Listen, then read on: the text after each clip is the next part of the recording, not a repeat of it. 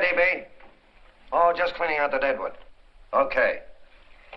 Look, Mr. Cannell, I just can't afford to be without work right now, not even for a day. I've got a mother and 2 kid sisters. More good luck telegrams. Well, you know how it is. I've just got to keep on working, see? Sorry, sister. I was sent down here to clean house. I told you I can't use your column anymore. It's lavender and no lace. Send those other people in. I'll tell you what I'll do. I get $30 a week. I'll take 25, 20 if necessary. I'll do anything you say. It isn't the money. We're after circulation. What we need is fireworks. People who can hit with sledgehammers. Start arguments. Oh, I can do that. I know this town inside out. Oh, give me a chance, All please. right, come in. Cashier's got your check. Who are these people? Gibbs, Foley, Cunningham, Giles. Hey, your sister. Don't forget to get out your last column before you pick up your check.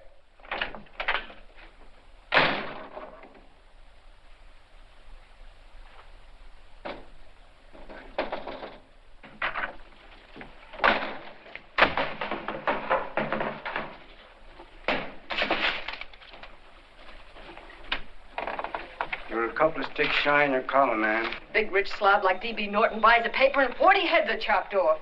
Did you get it, too? Yeah. You too? Oh, Joe. Oh, I'm sorry, darling. Why don't we tear the building down? Before you do, Ann, perhaps you'd better finish this column. Yeah, lavender and old lace. Wait, Joe. Wait. Wants fireworks, huh? Okay.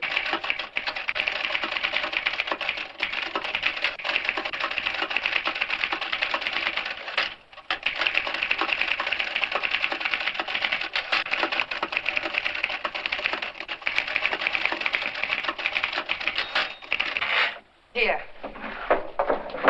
Below is a letter which reached my desk this morning. It's a commentary on what we laughingly call a civilized world.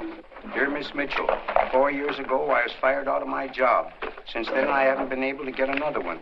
At first, I was sore at the state administration because it's on account of the slimy politics here we have all this unemployment. But in looking around, it seems the whole world's going to pot. So in protest, I'm going to commit suicide by jumping off the City Hall roof. Signed, a disgusted American citizen, John Doe.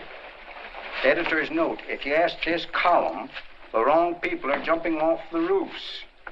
Hey, Ann, this is the old Fakeroo, isn't it? Never mind that, Joe. Go ahead. Oh, sorry.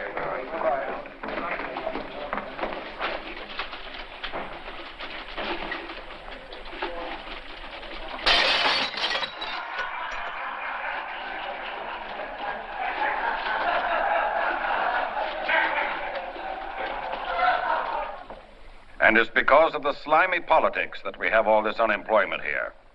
There it is. That's D.B. Norton's opening attack on the governor. Why, Jim, it's just a letter sent into a column. No, I can smell it. That's Norton. Good morning, gentlemen. Good morning, Governor. You're rather early. Governor, did you happen to see this in a new bulletin? Yes. I had it served with my breakfast this morning. Jim thinks it's D.B. Norton at work. Of course it is. Oh, come, Jim. That little item, D.B. Norton does things in a much bigger way. This is his opening attack on you, Governor. Take my word for it. What did he buy a paper for? Why did he engage a high-pressure editor like Cannell for? He's in the oil business. I tell you, Governor, he's after your scalp. All right, Jim, all right. Don't burst a blood vessel. I'll look into it. Will you get me Spencer of the Daily Chronicle, please? Yes, I saw it, Governor. If you ask me, that's a phony letter. Why, that gag has got whiskers on it. Okay, I'll get the mayor and maybe the Chamber of Commerce to go after them. Get Mayor Lovett on the phone. Sorry, the mayor's busy on the other phone. Yes, I know, Mrs. Brewster. It's a terrible reflection on our city. I've had a dozen calls already. Spencer of the Chronicle. Hold him. Just a minute. Yes, Mrs. Brewster. I'm listening. I insist that this John Doe man be found and given a job at once. Now, if something isn't done about it, I'll call out the whole auxiliary. Yes, and the junior auxiliary, too. We'll hold a meeting and see that it is. Yes, Spencer? So, Who? The governor? Well, what about me? It's my building he's jumping off of, and I'm up for re-election, too. What are you doing? Get Cannell at the bulletin. Why, he's liable to go right past my window. Get me Cannell. What was that? What? Out the window. Something just flew by. I didn't see anything. Well, don't stand there, you idiot. Go and look. Open the window. Oh, why did he have to pick on my building? Is there a crowd in the street? No, sir. Then maybe he's caught on a ledge. Look again. Well, I think it must have been a seagull. A seagull? What's a seagull doing around the city hall? That's a bad omen, isn't it? Oh, no, sir. The seagull is a lovely bird. It's all right, Mrs. Brewster. It was just a seagull. Can I help? Nothing's happened yet. No, I'm watching. Don't worry, Mrs. Brewster. Just leave it all to me. Spencer, I'll call you back. Hello, Canell? What are you doing? This is the mayor. Yes, man, love it. How many times are you going to call me? I've got everybody and his brother and sister out looking for him. Did you see the box I'm running? An appeal to John Doe. Think it over, John. Life can be beautiful, says Mayor. If you need a job, apply to the editor of this paper, and so forth and so forth. Okay, Mayor, I'll let you know as soon as I have something. What? Well, pull down the blinds. Been up to Miss Mitchell's house, boss. Boy, she's in a bad way. Where is she? Hey, do you know something? She supports a mother and 2 kids. What do you know about that? Did you find her? No. Her mother's awful worried about her. When she left the house, she said she was going on a roaring drunk. The girl, I mean. Go out and find her. Sure. Hey, but the biggest thing I didn't tell you, her old man's Doc Mitchell. You know the doctor saved my mother's life and wouldn't take any money for it? You remember that. Okay, boss, I'll go and look for her. Holy smokes, Commissioner, you've had 24 hours. Okay, Hawkshaw, grab a pencil. Here it is again. About 5'5", brown eyes, light chestnut hair, and as fine a pair of legs as ever walked into this office. Did you want to see me? No. I've had the whole Army and Navy out searching for you because that's a game we play here every day. I remember distinctly being fired. That's right. But you have a piece of property that still belongs to this newspaper, and I'd like to have it. What's that? The letter. What letter? The letter from John Doe. Oh. The whole town's in an uproar. We've got to find him, and the letter's the only clue. There is no letter. We'll get a handwriting expert to... What? There is no letter. Say that again. There's no letter. I made it up. You made it up. Mm-hmm. You said you wanted fireworks. Don't you know there are 9 jobs waiting for this guy? 22 families want to board him free. 5 women want to marry him, and the mayor's practically ready to adopt him, and you... Just call the morgue, boss. He said there's a girl there. Shut up. Ann, say, why didn't you... Beanie. Only one thing to do, Hank. Drop the whole business quickly. How? Run a story. Say John Doe was in here and is sorry he wrote the letter. And... That's right. They've got it, sure. He came in here and I made him change his mind. Bulletin editor saves John Doe's life. Why, it's perfect. I'll have Ned write it up. Oh, Ned, I got a story I want you to... Wait a minute. Listen, you great, big, wonderful genius of a newspaper man. You came down here to shoot some life into this dying paper, didn't you? Well, the whole town's curious about John Doe, and boom, just like that, you're going to bury him. There's enough circulation in that man to start a shortage in the ink market. In what man? John Doe. What John Doe? John Doe, the one I made up. Look, genius. Now, look. Suppose there was a John Doe and he walked into this office. What would you do? Find him a job and forget about the whole business, I suppose, huh? Not me. I'd make a deal with him.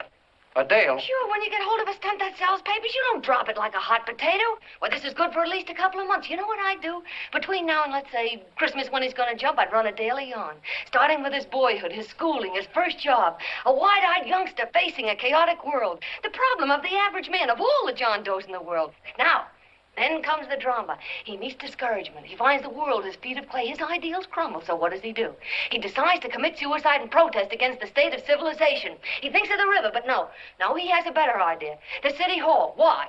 Because he wants to attract attention. He wants to get a few things off his chest, and that's the only way he can get himself heard. So?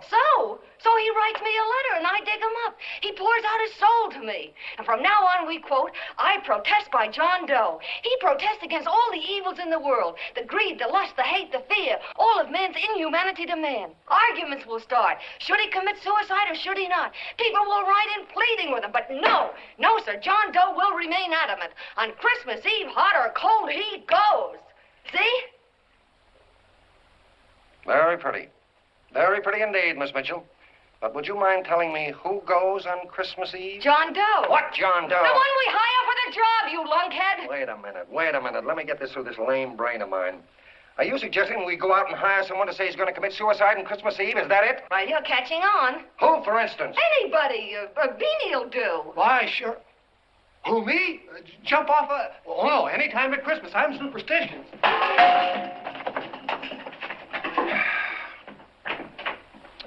Miss Mitchell, do me a favor. Will you go on out and get married and have a lot of babies, but Stay out of newspaper business. Better get that story in, Hank. It's getting late. You're supposed to be a smart guy. If it was raining $100 bills, you'd be out looking for a dime you lost someplace.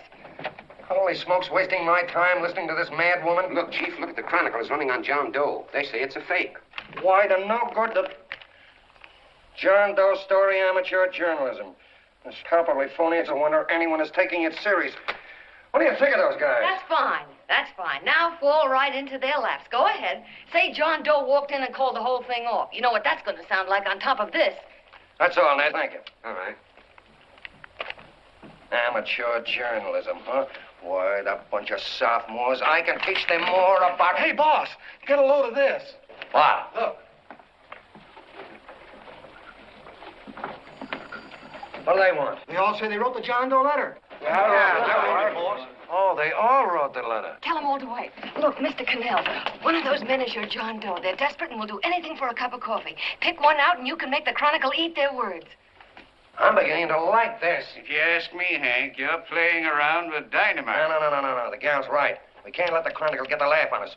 We've got to produce a John Doe now. Amateur journalism, huh? I'll show those guys. Sure, and there's no reason for them to find out the truth either, because naturally, I won't say anything. Okay, sister, you get your job back. Plus a bonus. What bonus? Or the bonus of $1,000 the Chronicle was going to pay me for this little document. You'll find it says, I, Ann Mitchell, hereby certify that the John Doe letter was created by me. I can read. Sorry.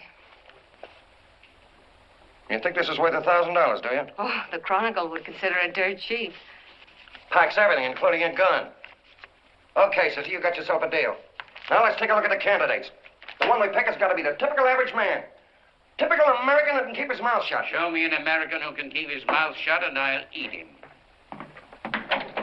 Okay, Beanie, bring him in one at a time.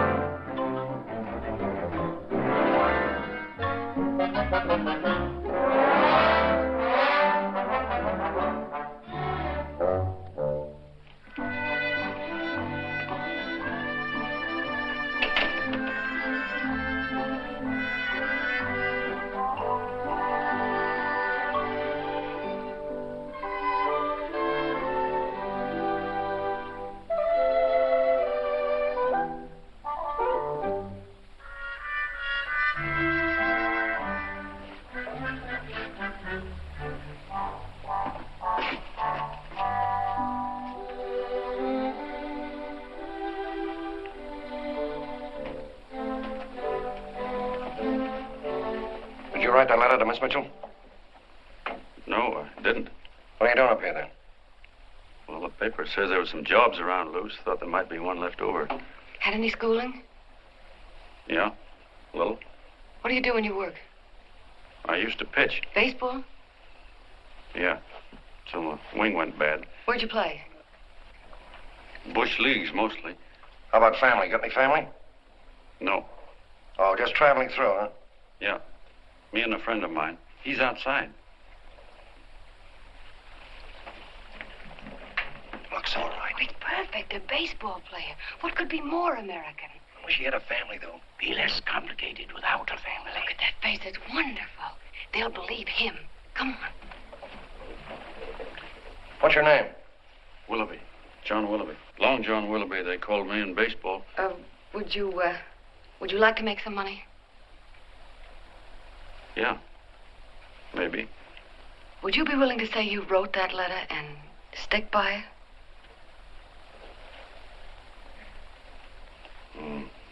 I get the idea. Yeah, maybe. That's our man. He's made to order. No. He don't seem like the kind of a guy that'd fall in line. When you're desperate for money, you do a lot of things, Mr. Cannell. He's our man, I tell you. He's fainted. Get the water quickly. Hurry up, Pop. Oh. Right here, sit down. You all right? Yeah, I'm all right. How many is that, 6?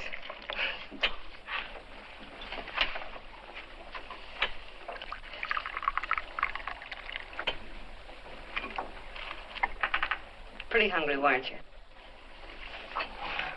Say, all this John Doe business is batty, if you ask me. Well, nobody asked you. Trying to improve the world by jumping off buildings. You couldn't improve the world if the buildings jumped on you. Don't mind the colonel. He hates people. He likes you well enough to stick around. Well, that's because we both play doohickeys. I met him in a boxcar a couple of years ago. I was fooling around with my harmonica, and he comes over and joins in. I haven't been able to shake him since.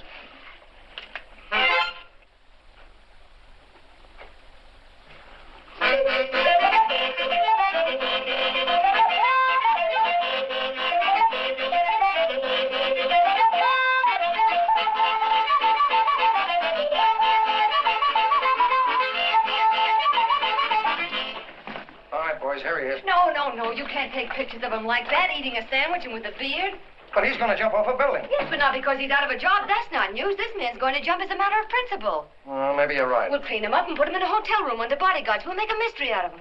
Did you speak to Mr. Norton? Thinks it's terrific. Says for us to go the limit. Wants us to build a bonfire under every big shot in the state. Oh, swell. Is that the contract? Yeah. What's he doing here? Friend of his. They play duets together. Duets? But can we trust him? Oh. I trust him. Oh, you trust him, eh? Well, that's fine. I suppose he trusts you, too. Oh, stop worrying. He's all right. Okay, but we don't want more than a couple of hundred people in on this thing. Now, the first thing I want is an exact copy of the John Doe letter in your own handwriting. I've got it already. Here. No, that's fine. Now, I want you to sign this agreement. It gives us an exclusive story under your name, day by day, from now until Christmas.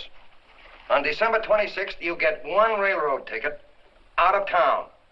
And the bulletin agrees to pay to have your arm fixed. That's what you want, isn't it? Yeah, but it's got to be by Bonesetter Brown. Okay, Bonesetter Brown goes. Here, sign it. Meanwhile, here's $50 of spending money. That's fine. Beanie? Yes, boss. Take charge of him. Get him a suite at the Imperial and hire some bodyguards. He had some new clothes, Beanie. You think we better have him to louse? Yeah. Both of them? Yes, both of them, but don't let them out of your sight. Hey, Beanie, gray suit, huh? Yeah. Okay, fellas.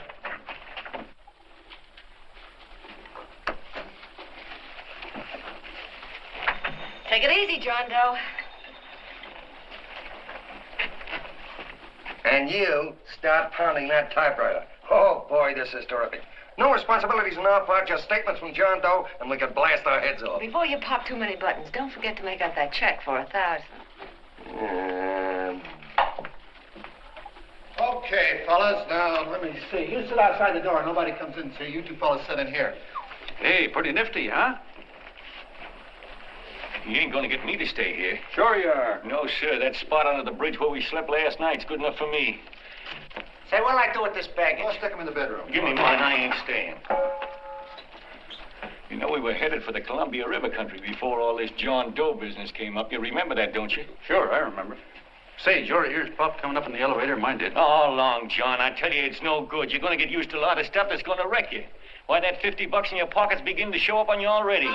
And don't pull that on me, neither. Stop worrying, Colonel. I'm going to get my arm fixed out of this. Hey, here's some cigars the boss sent us. Have one. Hey, Help cigars. yourself. No.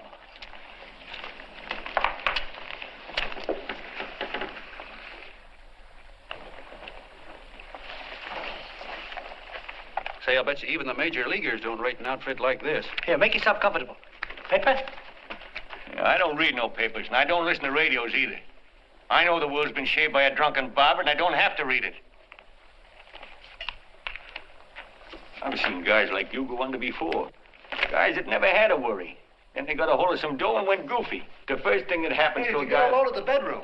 No. The first thing that happens to a guy like that, he starts wanting to go into restaurants and sit down at a table and eat salads and cupcakes and tea. Boy, what that kind of food does to your system.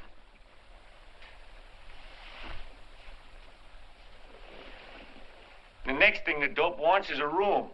Yes, sir, a room with steam heat and curtains and rugs. And before you know it, he's all softened up and he can't sleep unless he has a bed. Hey, stop worrying, Colonel. $50 ain't going to ruin me. I've seen plenty of fellas start out with $50 and wind up with a bank account. Hey, what's the matter with the bank account anyway? And let me tell you, Long John, when you become a guy with a bank account, they got you. Yes, sir, they got you. Who's got him? The helots. Who? Hey, there's the City Hall tower I was supposed to jump off of. It's even higher than this. Who's got him? The helots. Woo! Hey, wait a minute! You're not supposed to jump on Christmas Eve. Do you want to get me in a jam? If it's going to get you in the jam, we'll do you a favor. I won't jump. And when they got you, you got no more chance than a road rabbit. Hey, who'd you say was going to get him? Say, is this one of those places where you ring if you want something? Yeah, just use the phone. Boy, I've always wanted to do this. Hey, Doc, look. Look, Doc. Give me that again, will you? Who's going to get him? The helots. Who are they? Listen, sucker, you ever been broke? Sure, mostly often. All right. You're walking along. Not a nickel in your jeans. You're free as the wind. Nobody bothers you. Hundreds of people pass you by in every line of business. Shoes, hats, automobiles, radios, furniture, everything. And they're all nice, lovable people. And they let you alone. Is that right? Then you get a hold of some dough, and what happens?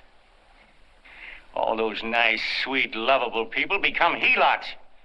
A lot of heels. They begin creeping up on you, trying to sell you something. They get long claws, and they get a stranglehold on you. And you squirm, and you duck, and you holler, and you try to push them away, but you haven't got a chance. They got you. First thing you know, you own things. A car, for instance. Now your whole life is messed up with a lot more stuff. You get license fees, and number plates, and gas, and oil, and taxes, and insurance, and identification cards, and letters, and bills, and flat tires, and dents, and traffic tickets, and motorcycle cops, and courtrooms, and lawyers, and fines, and 1,000,001 other things. And what happens?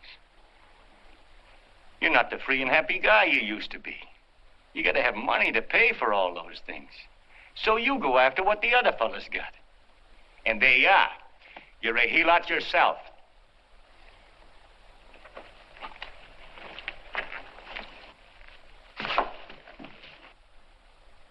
You win, Colonel. Here, take the 50. Go out and get rid of it. You bet I will, just as fast as I can. I'm going to get some canned goods, a fishing rod, and the rest I'm going to give away. Give away? Hey, get me a pitcher's glove. I got to get some practice. Say, he's giving it away. I'm going to get me some of that. Hey, come back here, you helot. Will you send up 5 hamburgers with all the trimmings, 5 chocolate ice cream sodas, and 5 pieces of apple pie? No, apple with cheese. Yeah, thanks.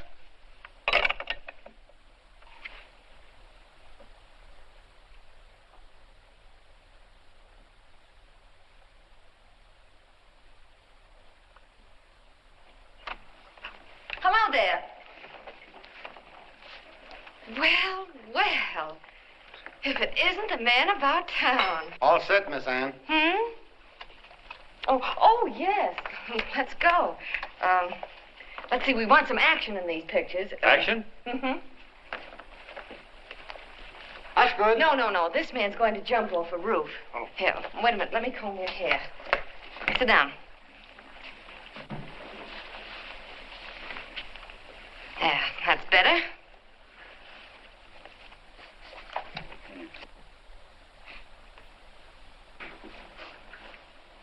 You know, he's got a nice face, hasn't he? Yeah, he's pretty.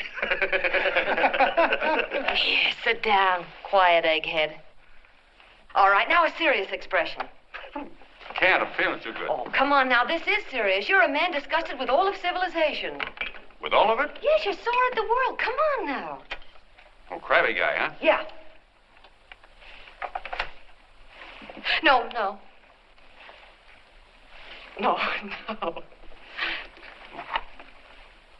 No, look. You don't have to smell the world. Well, all those guys in the picture Never mind stand... those guys. All right, stand up. Now, let's see what you look like when you protest. Against what? Against anything. Just protest. You got me. Oh, look, I'm the umpire, and you just cut the heart of the plate with your fast one, and I called it a ball. What would you do? Oh, you did, huh? Yeah. Why can't you call him right, you boneheaded... Grab it, Eddie, grab it!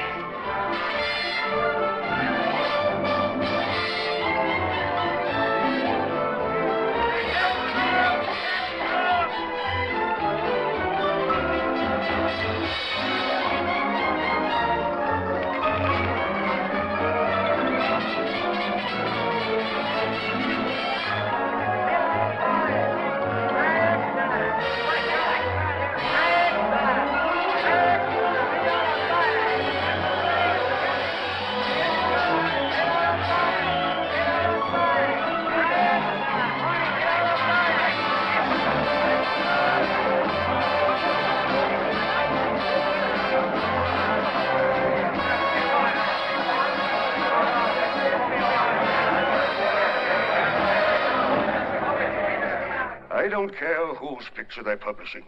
I still say that this John Doe person is a myth, and you can quote me on that. And I'm going to insist on his being produced for questioning. You know as well as I do that this whole thing is being engineered by a vicious man with a vicious purpose, Mr. D.B. Norton.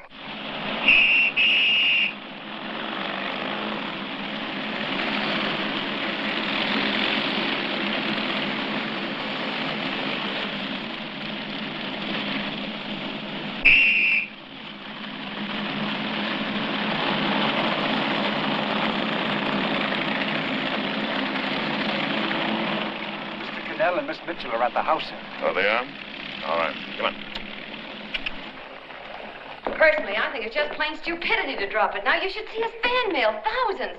Why, it's going over like a house afire. What are you afraid of, Canal? It's doubled our circulation. Yeah, but it's got everybody sore. Ads are being pulled. The governor's starting a libel suit. What's more, they all know John Doe's a phony, and they insist on seeing Well, what about it? Let them see him. We'll go on one better. They can also hear him. You own a radio station, Mr. Norton. Why not put him on the air? Watch out for this damn DB. She'll drive you batty. Oh, Look, what? we can't let him get to this Bush League pitcher and start popping him. Good night. Now, tell him what that screwball might do. I walk in yesterday, here he is, standing on a table with a fishing pole, fly casting. Take my advice and get him out of town before this thing explodes in our faces. If you do, Mr. Norton, you're just as much of a dumb cluck as he is. Excuse me. No, you got yourself a meal ticket and you hate to Sure, let it's go. a meal ticket for me, I admit it, but it's also a windfall for somebody like Mr. Norton who's trying to crash national politics. That's what you bought the newspaper for, isn't it? You want to reach a lot of people, don't you? Well, put John Doe in the air and you can reach 130 million of them. He can say anything he wants and they'll listen to him. All right, we'll forget the governor and the mayor and all the small fry like that. This can arouse national interest. If he made a hit around here, he can do it every place else in the country. And you'll be pulling the strings, Mr. Norton. Go down to the office and arrange for some radio time. What, DB, you're not going to As fall. soon as possible. Okay. I just came in to get warm myself. Come on, let's go. Don't you go. I want to talk to you.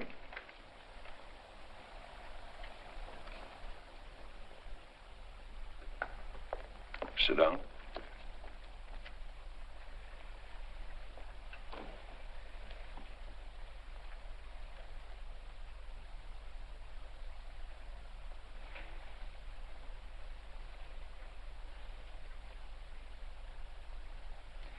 Hey, this John Doe idea was yours, huh? Yes, sir.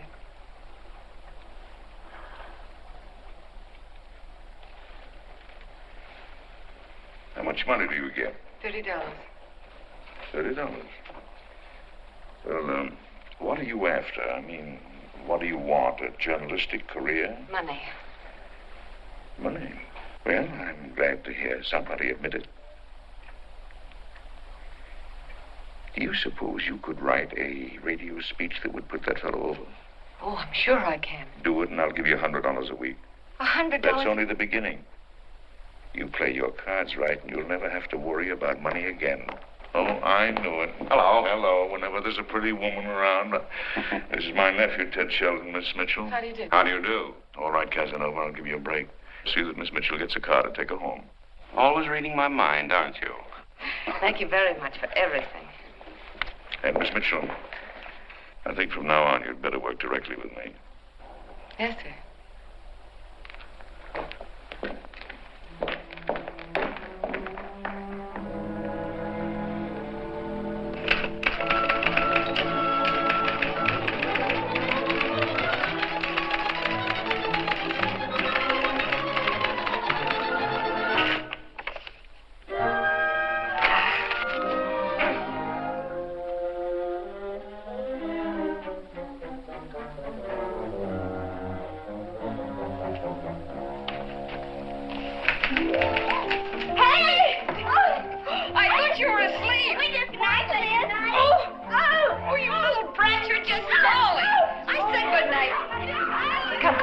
Children, it's past your bedtime. Go on, Mama.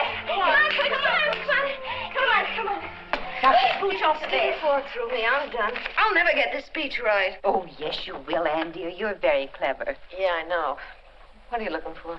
Your purse, I need $10. What for? I gave you 50 just the other day. Yes, I know, dear, but Mrs. Burke had her baby yesterday. 9 pounds. And there wasn't a thing in the house. And then the community chest lady came. And the 50's all gone, huh? Who's the 10 for? The Websters. The Websters. You remember those lovely people your father used to take care of. I thought I'd buy them some groceries. Oh, Anne, dear, it's a shame those You're poor... marvelous, Ma. You're just like Father used to be. Do you realize a couple of weeks ago we didn't have enough to eat ourselves? Well, yes, I know, dear, but these people are in such need. And we have plenty now. If you're thinking of that $1,000, forget it. It's practically all gone. We owed everybody in town. Now, you just got to stop giving all your money away. Oh, Anne, dear. Oh, I'm sorry, Ma. Oh, don't pay any attention to me. I guess I'm just upset about all this. Gee whiz, here I am with a great opportunity to get somewhere, to give us security for once in our lives, and I'm stuck. If I could put this over, your Mrs. Burke can have 6 babies. You mean this speech you're writing? Yeah, I don't know. I simply can't get it to gel. I created somebody who's going to give up his life for a principle. Hundreds of thousands of people are going to listen to him over the radio. And unless he says something that's sensational, it's just no good. Well, honey, of course, I don't know what kind of a speech you're trying to write, but judging from the samples I've read, I don't think anybody will listen. What? Darling, there's so many complaining political speeches. People are tired of hearing nothing but doom and despair on the radio. If you're going to have him say anything, why don't you let him say something simple and real, something with hope in it? If your father were alive, he'd know what to say. Oh, yeah. Father certainly would. Wait a minute.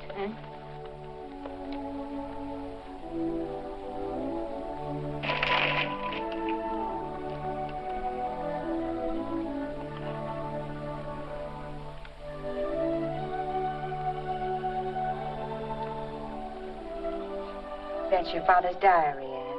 Father's... I never knew he had a diary. There's enough in it for 100 speeches. Things people ought to hear nowadays. You'll be careful of it, won't you, dear? It's always helped to keep your father alive for me. You bet I will, Ma. Wait a minute. John Doe don't want to sign no autographs. Well, what does he do all day? What does he do all day? He's writing out his memories. Sorry, lady, you can't see Mr. Doe. He wants to be alone. No, he just sits around all day and commutes with himself.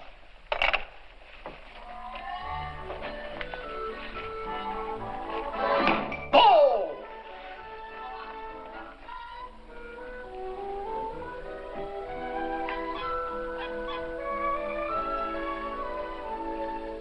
I don't know how you're going to stand it around here till after Christmas.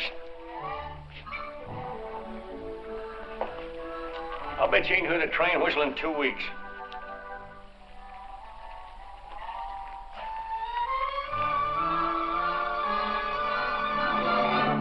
Steam right!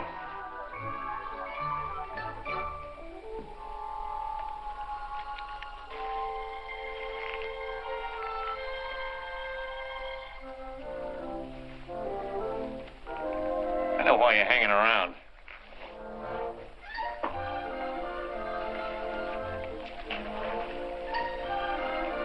You're stuck on the girl. That's all a guy needs is to get hooked up with a woman.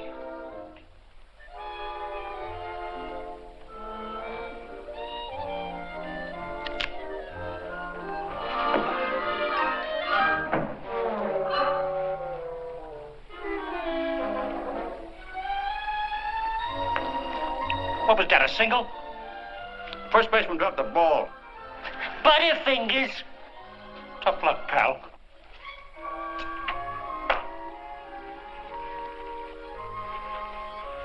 Guy has a woman on his hands. First thing he knows, his life is balled up with a lot more things.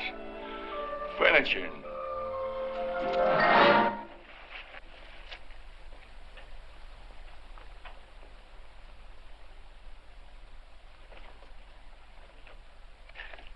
Did you get him?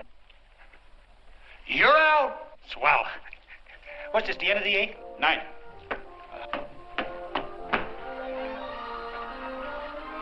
Hey, Beanie, there's a couple of mugs in the Chronicle snooping around out here. Huh? Come on, Angel Face.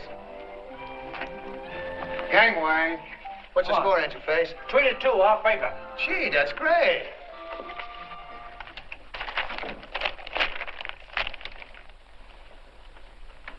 Hey, you got swell form there. Must have been a pretty good pitcher.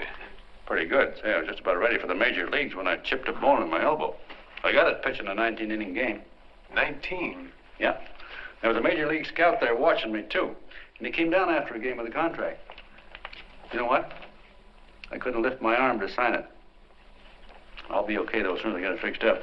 It's too bad. What do you mean, too bad? Huh? Oh, that you'll never be able to play again. What are you talking about? I just told you I was going to get... Well, you know how they are in baseball if a guy's mixed up in a racket. Racket? What do you mean? Well, I was just thinking about this John Doe business. Why, as soon as it comes out it's all a fake, you'll be washed up in baseball, won't you? Yeah. Doggone. I never thought about that.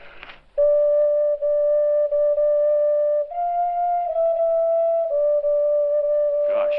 And another thing, what about all the kids in the country? The kids that idolize ball players. What are they going to think about you? Yeah. Hey, Colonel.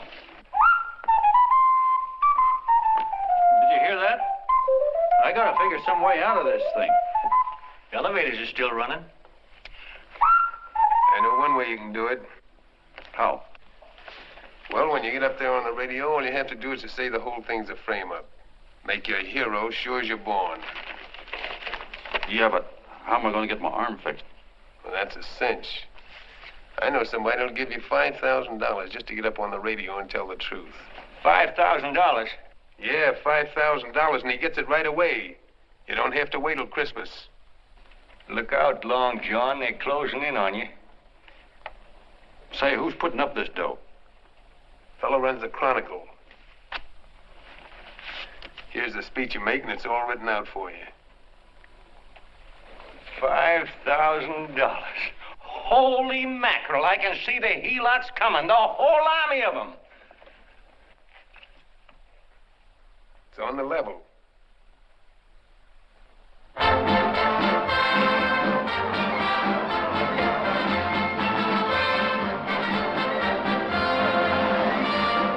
No, I'm sorry. Tickets for the broadcast are all gone. Phone the bulletin. Sorry, no more tickets left.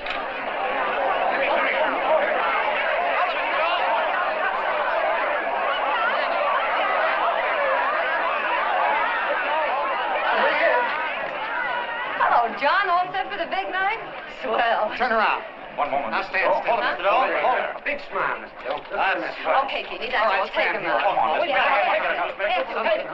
Now, look, John, here's the speech. It's in caps and double-spaced. You won't have any trouble reading it. Not nervous, are you? No. Of course not. He wouldn't be. Who? John Doe, the one in there. Hey, don't let your knees rattle. It picks up on the mic. Oh, Beanie. You needn't be nervous, John. All you have to remember is to be sincere. Pick up that phone, Miss Mitchell. It's for you. Okay. Hello? Yes, Mother. Oh, thank you, darling. Oh, there he is, the poor dear man. Oh, good luck to you, Mr. Doe. We want you to know that we're all for you. The girls all decided that you're not to jump off any roof at all. If we have to, we'll stop it. You got the speech I gave you? Yeah. Now, look. I'll give this money to the colonel just as soon as you get started. We'll have a car waiting at the side entrance for you. Okay. How'd you get in here? Huh? Oh, I just came in to wish him luck. Come on, out. Mother says good luck, too. John, when you read that speech, please believe every word of it. He's turned out to be a wonderful person, John. Who? John Doe, the one in the speech. Oh. You know something? I've actually fallen in love with him. All right, there he is, sister. Now, come on, plenty of room. What's the idea? No, that's too much. That's not so much. Come on. Oh, this is no time for cheap publicity, Mr. Cannell. Listen, if that guy lays an egg, I want to get something out of it.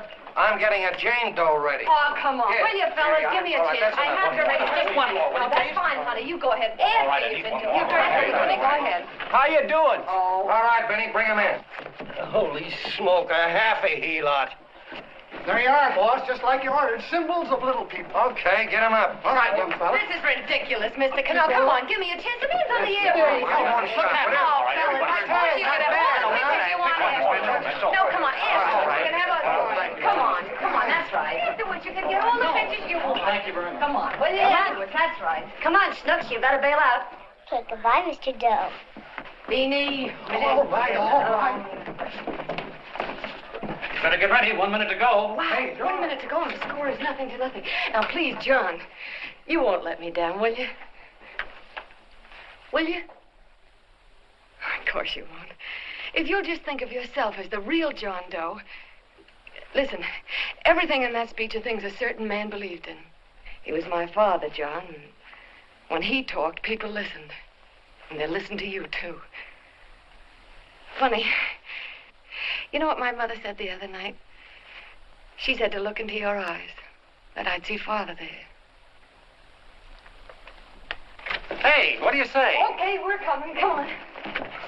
Now, listen, John, you're a pitcher. Now get in there and pitch. Good luck. Give him room, let him through. Come on.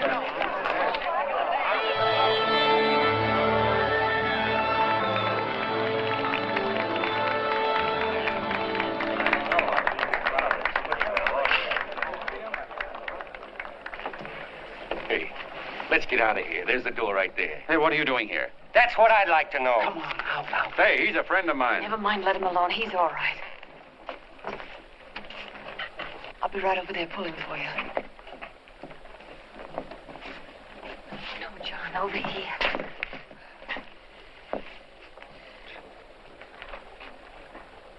Stand by.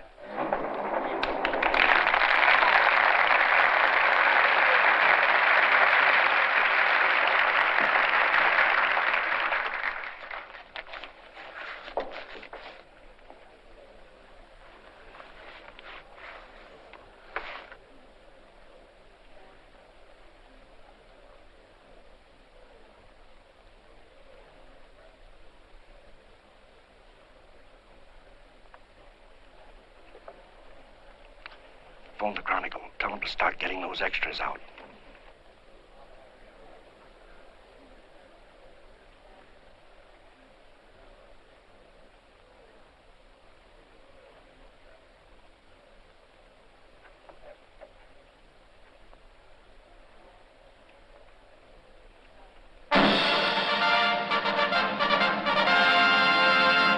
And good evening, ladies and gentlemen. This is Kenneth Fry speaking for the New Bulletin. Tonight we give you something entirely new and different. Standing beside me is the young man who has declared publicly that on Christmas Eve he intends to commit suicide, giving as his reason, quote, "I protest against the state of civilization," end quote. Ladies and gentlemen, the New Bulletin takes pleasure in presenting the man who is fast becoming the most talked of person in the whole country, John Doe.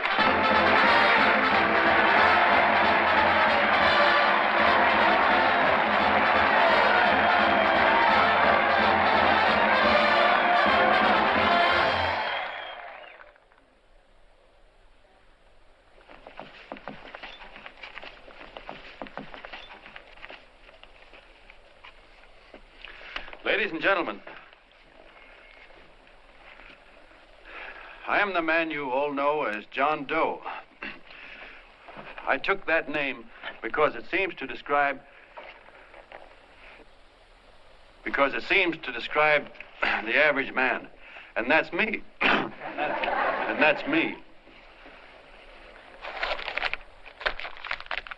Well, it was me before I said I was going to jump off the city hall roof at midnight on Christmas Eve. Now I guess I'm not average anymore. Now I'm getting all sorts of attention. From big shots, too. We've been double-crossed. The mayor and the governor, for instance. They don't like those articles I've been writing. You're an imposter, young fellow. That's a pack of lies you're telling. Who wrote that speech for you? Hey, get that guy. Hey, kid.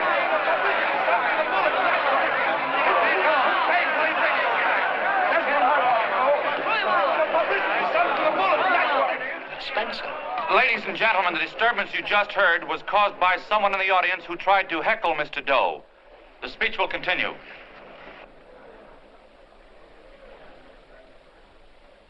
Well, people like the governor and that fellow there can stop worrying. I'm not going to talk about them. I'm going to talk about us, the average guys, the John Does. If anybody should ask you what the average John Doe is like, you couldn't tell him because he's a million and one things. He's Mr. Big and Mr. Small. He's simple and he's wise. He's inherently honest, but he's got a streak of larceny in his heart. He seldom walks up to a public telephone without shoving his finger into the slot to see if somebody left a nickel there.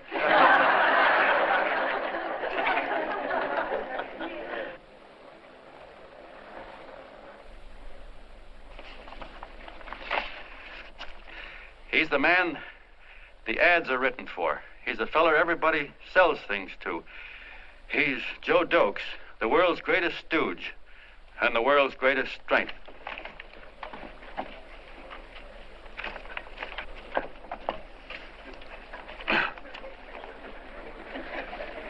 Yes, sir. Yes, sir, we're a great family, the John Does. We are the meek who are supposed to inherit the earth. You'll find us everywhere. We raise the crops, we dig the mines, work the factories, keep the books, fly the planes, and drive the buses. And when a cop yells, "Stand back there, you," he means us, the John Does. Well, what kind of a speech is that? Didn't you read it? We've existed since time began. We built the pyramids. We saw Christ crucified, pulled the oars for Roman emperors, sailed the boats for Columbus, retreated from Moscow with Napoleon, and froze with Washington at Valley Forge. Yes, sir. We've been in there dodging left hooks since before history began to walk. In our struggle for freedom, we've hit the canvas many a time, but we always bounce back because we're the people, and we're tough.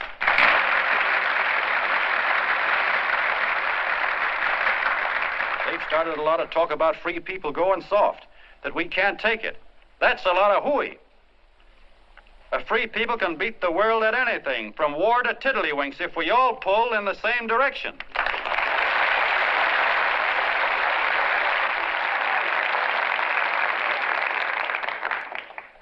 I know a lot of you are saying, "What can I do? I'm just a little punk. I don't count." Well, you're dead wrong. The little punks have always counted, because in the long run, the character of a country is the sum total of the character of its little punks.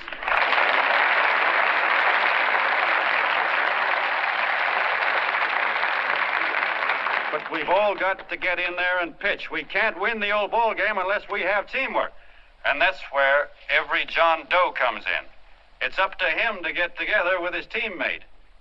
And your teammate, my friends, is the guy next door to you. Your neighbor. He's a terribly important guy, that guy next door. You're going to need him, and he's going to need you, so look him up. If he's sick, call on him. If he's hungry, feed him. If he's out of a job, find him one. To most of you, your neighbor is a stranger, a guy with a barking dog and a high fence around him. Now, you can't be a stranger to any guy that's on your own team. So tear down the fence that separates you. Tear down the fence, and you'll tear down a lot of hates and prejudices. Tear down all the fences in the country, and you'll really have teamwork.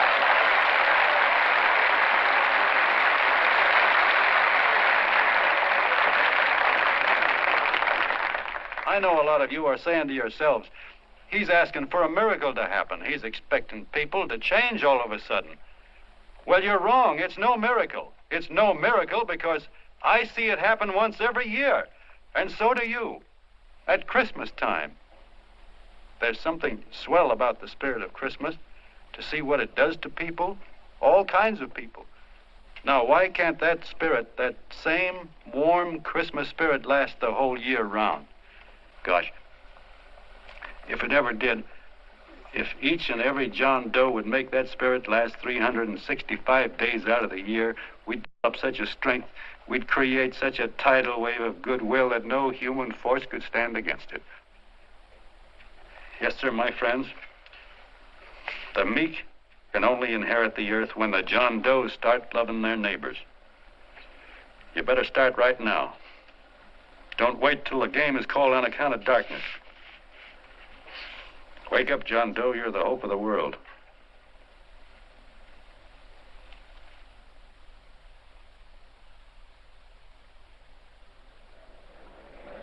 John, you're going wonderful.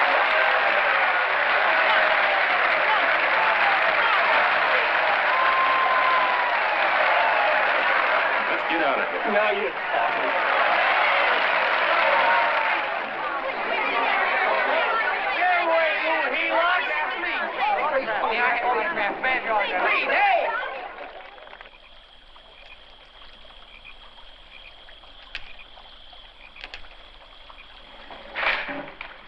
I knew you'd wake up sooner or later.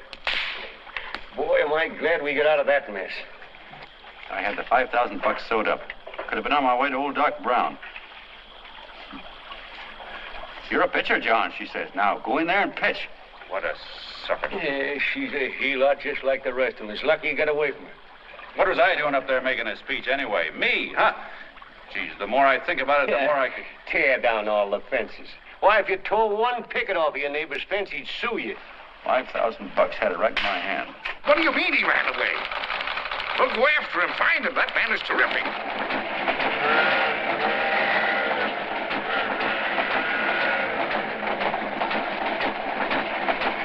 Columbia River, here we come.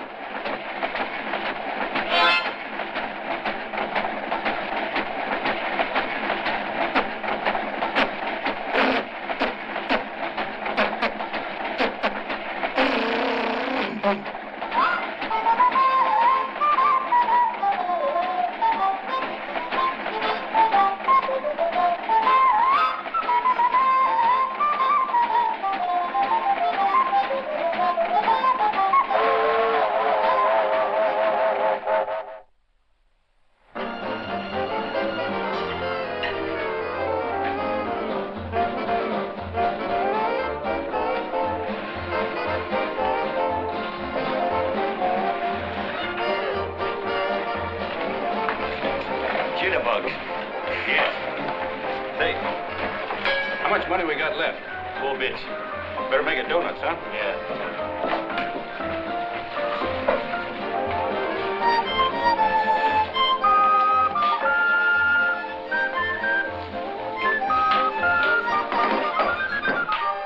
What'll it be, gents? Have you got a couple of steaks about that big and about that thick?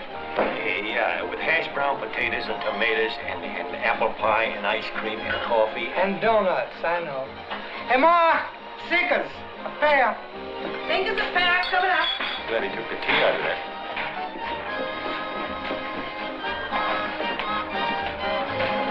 Hey, look. Join the John Doe Club. John Doe Club.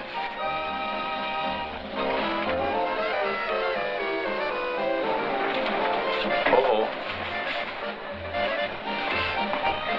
You John Doe? Who?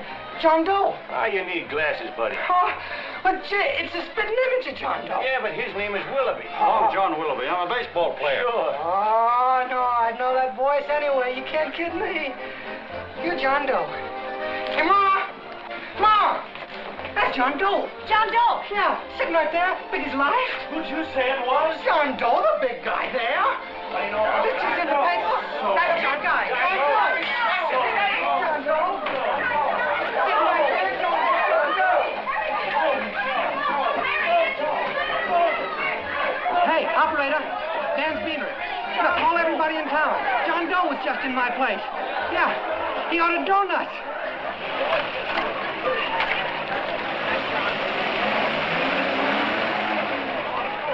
John Doe. Hey, let's see John Doe.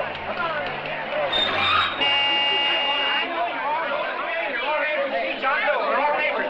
My office is packed like a sardine box. What does John Doe look like, Mr. Mayor? Oh, he's one of those great big outdoor type men. No, you can't see him. You didn't vote for me the last time. Shame on you. What are you doing there? Get off my front porch anyhow. Mr. Norton come yet? Oh, well, I wonder where he's at. What's keeping him? He should have been here 15 minutes ago. Oh, there he comes now. Now, everybody on your dignity. Don't do anything to disgrace us. A little town, but we got to show off.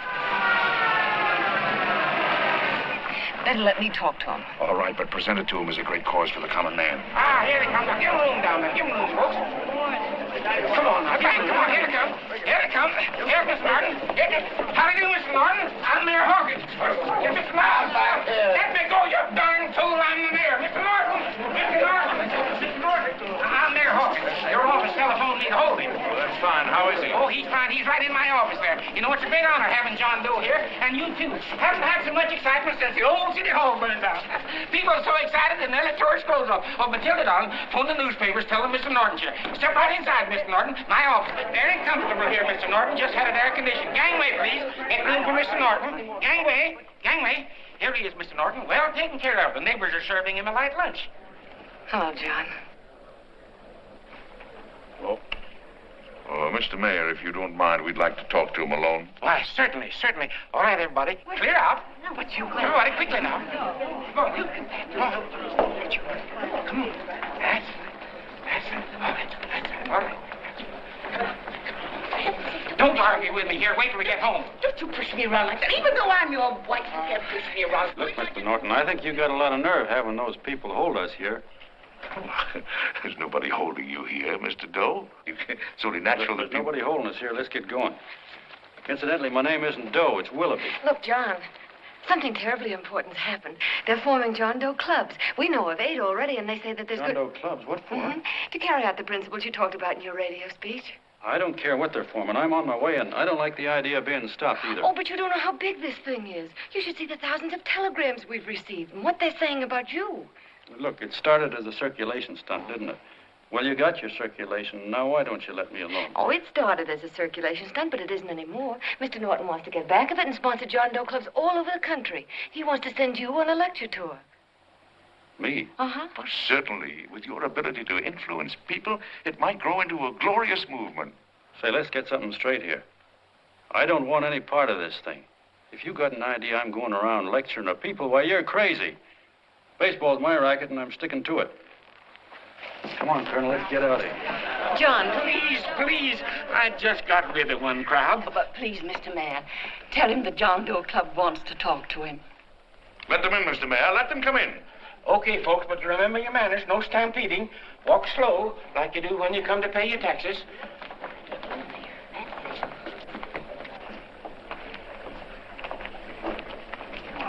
Okay. All right, give me a chance. Come right in. My name's Bert Hansen, Mr. Doe. I'm the head soda jerker at Schwabacker's drugstore. Well, sir, you see, me and my wife, we heard your broadcast, and we got quite a bang out of it. Especially my wife. Kept me up half the night saying, that man's right, honey. The trouble with the world is nobody gives a hoot about his neighbor. That's why everybody in town's sore and cranky at each other. And I kept saying, well, that's fine, but how's a guy going to go around loving the kind of neighbors we got? Old Sourpuss, for instance. You see, Sourpuss Smithers is a guy who lives all alone next door to us. He's a cranky old man and runs a second-hand furniture store. We haven't spoken to him for years. I always figured he was an ornery old gent that hated the world because he was always slamming his garage door and playing the radio so loud he kept half the neighbors up. Well, anyway, the next morning I'm out watering the lawn and I look over and there's Sourpuss on the other side of the hedge straightening out a dent in his fender. And my wife yells to me out the window. She says, go on, speak to him, Bert. And I figured, well, heck, I can't lose anything, so I yelled over to him, good morning, Mr. Smithers. He went right on pounding his fender. Was I burned? So I turned around to give my wife a dirty look, and she said, louder, he didn't hear you. So in a voice you could have heard in the next county, I yelled, good morning, Mr. Smithers. Well, sir, you could have knocked me over with a feather. Old Sourpuss turned around, surprised-like, and he put on a big smile, came over and took my hand like an old lodge brother, and he said, good morning, Hanson. I've been wanting to talk to you for years, only I thought you didn't like me. And then he started chatting away like a happy little kid, and he got so excited his eyes all. Well, Mr. Doe, before we got through, I found out Smithers is a swell egg, only he's pretty deaf, and that accounts for all the noises. And he says it's a shame how little we know about our neighbors. And then he got an idea, and he said, how's about inviting everybody someplace where we can all get together and know each other a little better? Well, I'm feeling so good by this time, I'm ripe for anything. So Smithers goes around the neighborhood inviting everybody to a meeting at the schoolhouse, and I tell everybody that comes in the store, including Mr. Schwabacker, my boss. I'm talking too much. Well, I'll be doggone if over 40 people don't show up. Of course, none of us knew what to do, but we sure got a kick out of seeing how glad everybody was just to say hello to one another. Tell him about making Sourpuss chairman. Oh, yeah, we made Sourpuss chairman and decided to call ourselves the John Doe Club. And say, incidentally, this is my wife. Come here, honey. This is my wife, Mr. Doe. How do you do, Mr. Doe? Sourpuss is here, too. Oh, is he? This is Sourpuss, or excuse me, Mr. Smithers, Mr. Doe. That's all right. If you didn't call me Sourpuss, it wouldn't feel natural. Well, anyway, I guess nearly everybody in the neighborhood came except the Delaney's. And the Delaney's live in a big house with an iron fence around it, and they always keep their blinds drawn. And we always figured that he was just an old miser that sat back counting his money, so why bother about inviting him? Until Grimes, the milkman, spoke up, and he said, say, you've got the Delaney's all wrong. And then he tells us about how they canceled their milk last week, and how when he found a note in the bottle, he got kind of curious-like, and he sort of peeked in under the blinds and found the house was empty. If you ask me, he says, they're starving. Old man Delaney has been bringing his furniture over to my place at night, one piece at a time, and selling it. Yeah. And, well, sir, a half dozen of us ran over there to fetch him, and we brought him to the meeting. And what a reception they got. Why, everybody shook hands with him and made a fuss over them, and, well, finally, Mr. and Mrs. Delaney just sat right down and cried. And then we started to find out about a lot of other people. Yeah, sure. Well, you know Grubel, for instance. Grubel's here. See? Yeah, that's a... Of course, you don't know Grubel, but he's a man that everybody figured was the worst no-account in the neighborhood because he was living like a hermit, and nobody would have anything to do with him. That isn't until Murphy, the postman, told us the truth. Why, Grubel, he says, he lives out of garbage cans because he won't take charity, because it'd ruin his self-respect, he says. Just like you said on the radio, Mr. Doe.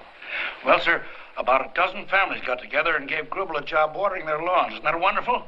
And then we found jobs for 6 other people, and they've all gone off for relief. Yeah, and my boss, Mr. Schwabacker, made a job in his warehouse for old man Delaney. And he gave you that $5 raise. Yeah, wasn't that swell?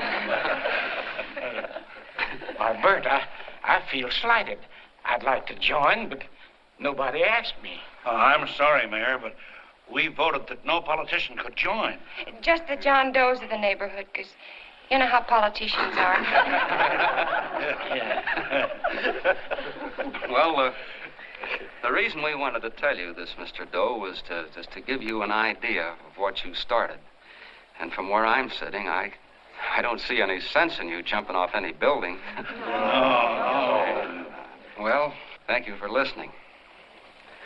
Goodbye, Mr. Doe. You're a wonderful man, and it strikes me you can be mighty useful walking around for a while. Hey, goodbye, Mr. Doe. Goodbye, Mr. Doe.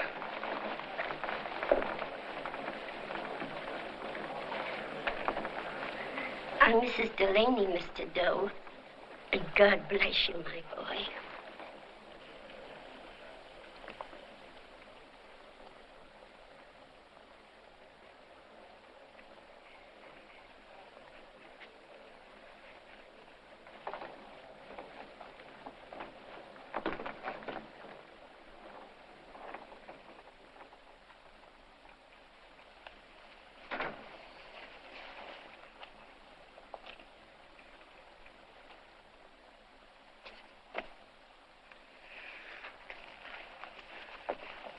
Gee whiz, I'm all mixed up.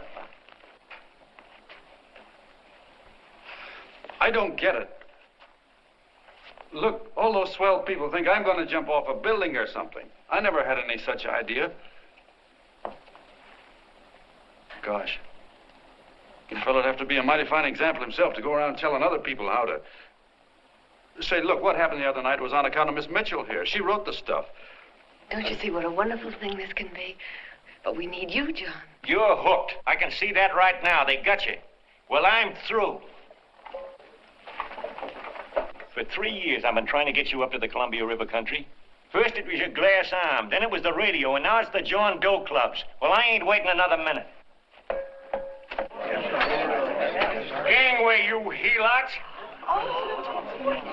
Hey, Colonel, wait a minute. Hey, Colonel! I want you personally to go along with John Doe and Miss Mitchell and handle the press and the radio. Me? Yes, I don't want to take any chances. And Johnson. Yes, Stevie? Your crew will do the mop-up job. They'll follow John Doe into every town, see that the clubs are properly organized and the charters issued. Right. There are only 8 flags up there now. I want to see that map covered before we get through.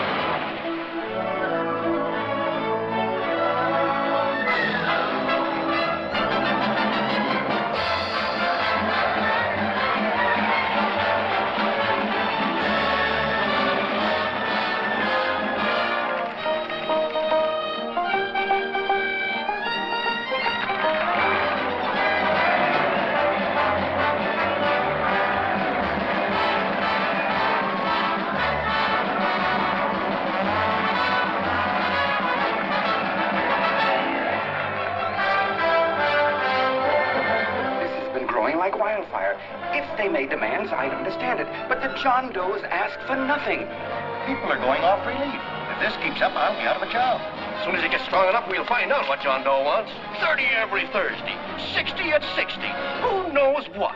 I'm sorry, boss. They just won't let anybody talk politics to them. It's crazy. We've got to get to them. They represent millions of voters.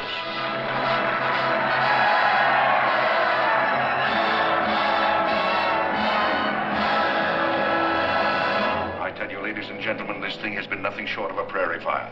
We've received so many applications for charters to the John Doe clubs, we haven't been able to take care of them. I'd hate to have that many pins stuck in me.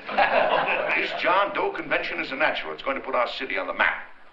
Why, over 2,400 John Doe clubs are sending delegates. Can you imagine that? You, Mr. Mayor, will be the official host. You will make the arrangements for decorating the city, parades, and a reception for John Doe when he gets home. And don't wear your high hat. No high hat? No high hat. And from you, Cannell, I want a special John Doe edition every day until the convention is over. And now, if you will, please step into the outer office and look your prettiest because there are photographers there to take pictures of this committee. Don't worry, D.B. Everything will be taken care of. Isn't it all too wonderful? Gather down here to ice cream and I'll get an ice cream rug. Oh, Mr. Mayor, would you step down in front row, please? You ladies get close to him. That's it. Well, I don't get it. Get what? Look, D.B., I'm supposed to know my way around. This John Doe movement has cost you a fortune. Now, this convention is going to cost plenty. Well? Well, I'm stuck with 2 and 2, and I'm a sucker if I can make 4 out of it. Where do you come in? You'll have the satisfaction of knowing that my money has been spent for a worthy cause. I say, I better stick to running the paper, huh? I think maybe you better had. And Cannell, I'd like to have the John Doe contract, all the receipts for the money we advanced him with the letter Miss Mitchell wrote, for which I gave her $1,000. Yes, sure. Well, we leave for the airport. Half an hour. Is that Johnny boy's room? Better hustle him up. He'll be ready on time. He's packing. Ah, good. Did you see his picture on the cover of Time? Yeah. I gotta give you credit, Annie girl. I've handled a good many big promotions in my time. Everything from a World's Fair to a channel swimmer. But this one has certainly got me spinning. And now a John Doe convention. Wow. Say, if you could only get him to jump off the City Hall roof on Christmas Eve, I'd guarantee you 500,000 people there. Charlie. Huh? What do you make of him? Oh, Johnny boy? Well, I don't know what angle you want, but I'll give it to you quick. Number 1, he's got great yokel appeal, but he's a nice guy. Number 2, he's beginning to believe he really wrote that original suicide letter that you made up. Number 3, he thinks that you're Joan of Arc or something. Yeah, I know. Number 4, well, you know what number 4 is. He's nuts about you. Yeah, it's running out of his ears. You left out number 5. We're all heels, me especially. Holy smoke. Come in.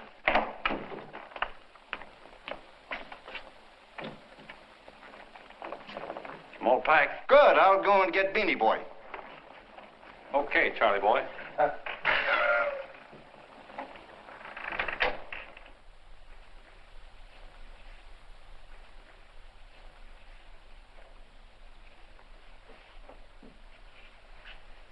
Can I help you pack? Oh, thank you.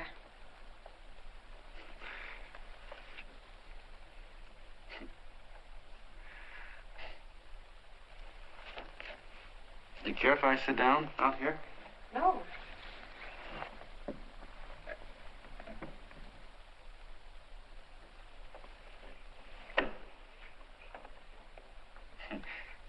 You know, I had a crazy dream last night. It was about you. About me? Yeah, sure was crazy. I dreamt I was your father.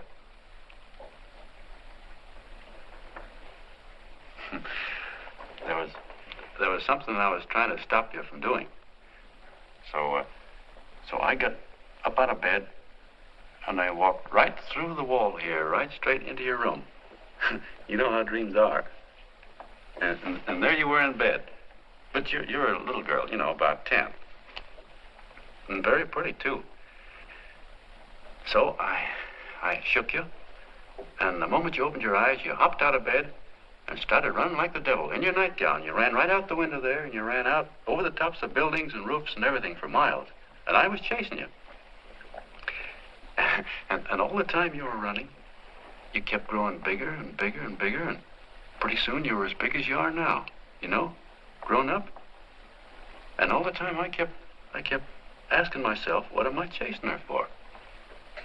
And I didn't know. Isn't that a hot one? Well, anyway, you ran into some place, and then I ran in after you, and when I got there you were, getting married. And the nightgown had changed into a beautiful wedding gown.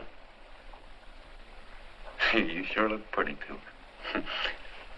And then I knew what it was I was trying to stop you from doing. Dreams are sure crazy, aren't they? Well, would you like to know who it was you were marrying? Oh, a tall, handsome Ubangi, I suppose. No, not that bad. It was that fellow that sends you flowers every day. Yeah, what's his name? Mr. Norton's nephew? Ted Sheldon. Yeah, that's the one. But here's the funniest part of it all. I was the fellow up there doing the marrying, you know, the justice of peace or something. You were? I thought you were chasing me. Well, yes, I was, but I was your father then, you see. But the real me, John Doe, or that is, Long John Willoughby, I was the fellow up there with the book. You know what I mean? I guess so. Then what happened? Well, I took you across my knee and I started spanking you. That is, I didn't do it. I mean, I did do it, but it wasn't me, you see. I was your father then. Well, I held you across my knee and I said, Annie, I won't allow you to marry a man that's just rich or that has his secretary send you flowers. The man you marry has got to swim rivers for you. He's got to climb high mountains for you. He's got to slay dragons for you. He's got to perform wonderful deeds for you. Yes, sir.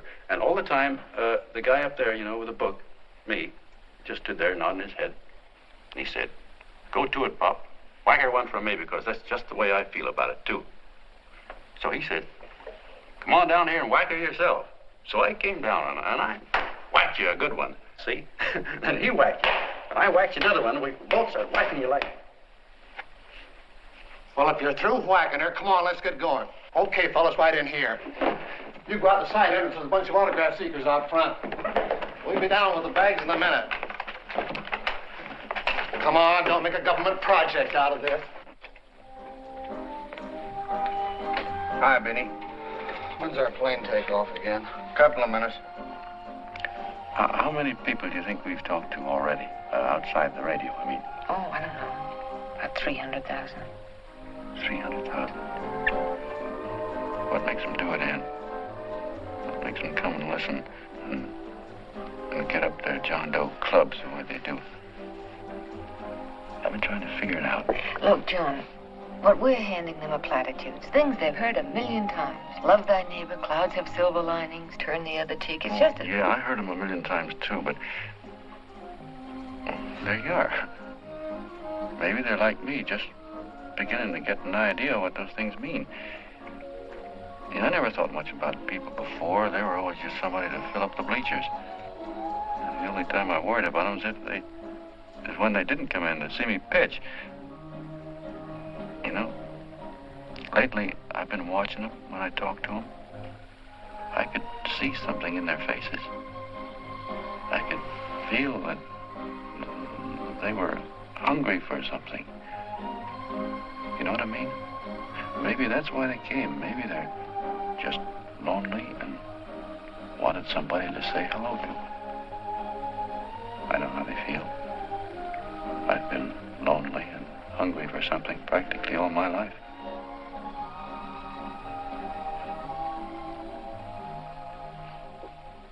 All aboard, folks. That's your office. Yeah, that's true. Oh, somebody else sitting here? No, that's your seat.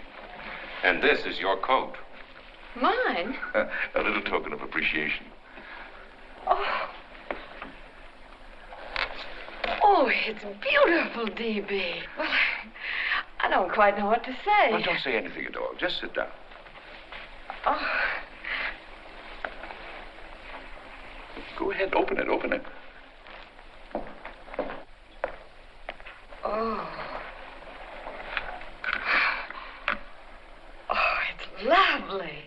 new contract goes with it. Well, come on, spring it. You've got something on your mind. It must be stupendous. You know, that's what I like about it. Right to the point, like that. All right, Practical Annie.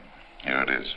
Tomorrow night, before a crowd of 15,000 people and talking over a nationwide radio hookup, John Doe will announce the formation of a third party. A third party? Yes, the John Doe Party. Devoted entirely to the interests of all the John Does all over the country, which practically means 90% of the voters.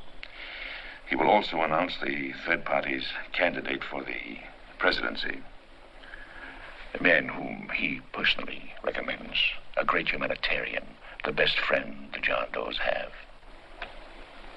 Mr. D.B. Norton. Yes.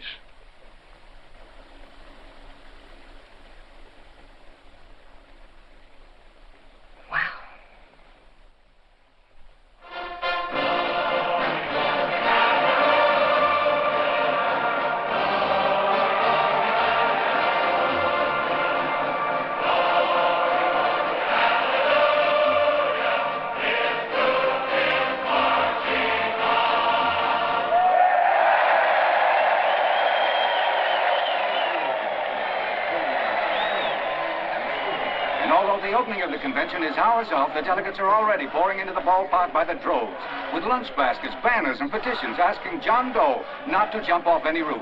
But no matter how you look at it, it's still a phenomenal movement. These John Does, or the hoi polloi, as you've heard people call them, have been laughed at and ridiculed. But here they are, gay and happy, having traveled thousands of miles, their expenses paid by their neighbors, to come here to pay homage to their hero, John Doe.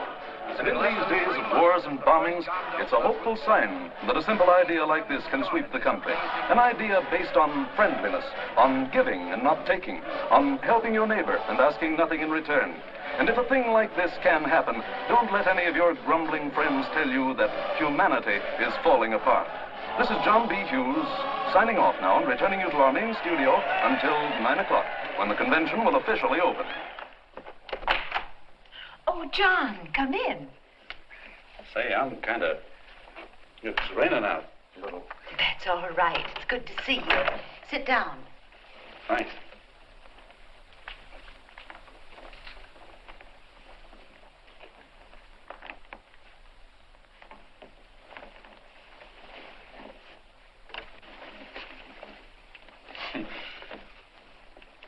It's for Anne. Oh, how nice. Thank you very much. Flowers. I'm terribly sorry she isn't here. She isn't? No, she just left. I'm surprised you didn't run into her. She went over to Mr. Norton's house. Oh. Did you want to see her about something important? Yeah. Well, no, it'll wait. Say, he's a nice man, isn't he? Mr. Norton, I mean. He's done an awful lot for the...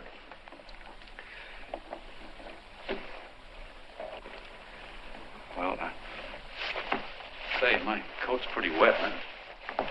I'm afraid I might have wet the couch a little.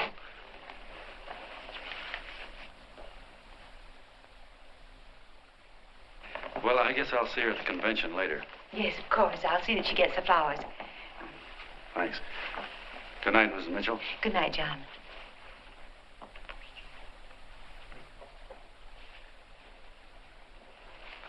Say, Miss Mitchell, I'm kind of glad Anne isn't here. You see, I came over here hoping to see her alone, and kind of hoping I wouldn't, too, you know what I mean? There was something I wanted to talk to her about. But, well, it'll wait, I guess. Good night. Good night, John. Say, look, Mrs. Mitchell, have you ever been married? Oh, I'm sure you have. Gosh, that's pretty silly. Well, I guess you must think I'm kind of batty. Well, I guess I'd better be going at that. John, my husband said, I love you. Will you marry me? You did? What happened? I married him. Well, yeah, that's what I mean, see? It was easy as all that, huh? Uh-huh. Yeah, but look, Mrs. Mitchell, you know, I love Anne, and it's going to be awfully hard for me to say it because, well, you know, she's so wonderful. And, well, the best I ever was a Bush League pitcher. And, you know, I think she's in love with another man, the one she made up. You know, the real John Doe. Well, that's pretty tough competition. I bet you he'd know how to say it all right. On me, I get up to it and around it and in back of it, but I never get right to it. You know what I mean? So the only chance I've got is, well, if somebody could kind of give her a warning, sort of prepare her for the shock. You mean you'd like me to do it? Well, I was thinking that, yeah, you know, sort of break the ice. Of course I will, John. Gee whiz. Thank you, Mrs. Mitchell. Hey, you're okay.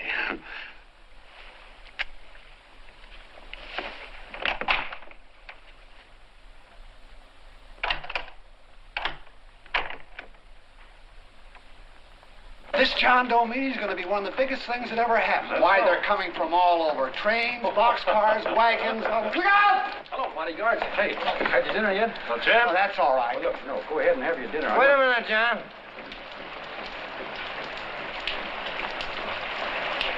Hello, Mr. Connell. How are you, John? John, I want to have a little talk with you. What's the matter? Are you falling? Come here. Hey, boss. Oh, quiet. Say, tell me something. Did you read the speech you're going to make tonight? No, I never read the speeches before I make them. I get more of a kick out of it that way. It's just exactly what I thought. Beanie, go on down to the old pop to give you the speech. There's a copy on my desk. Gee whiz, boss, you know Mr. Norton told me not to leave him, not even for a minute. Go on. We'll be at Jim's bar up the street. You're a nice guy, John. I like you. You're gentle. I always like gentle people. Me, I'm hard and tough. I got a use for hard people. Gotta be gentle to suit me. Like you, for instance.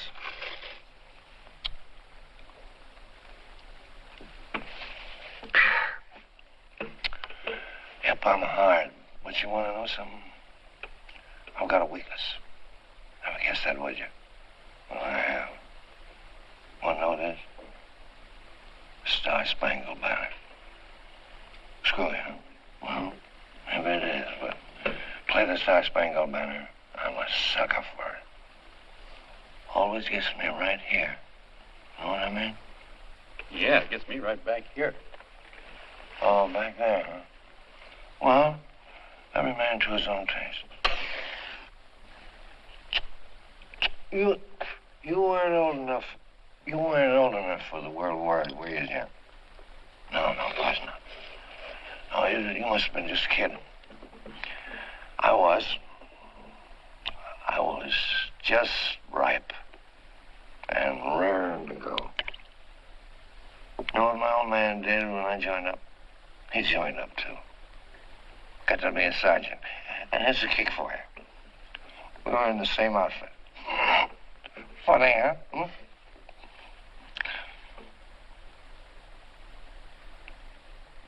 He was killed, John. I saw him get it.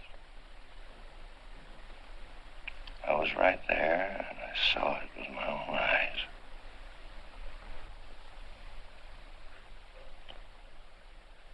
Me, I came out without a scratch.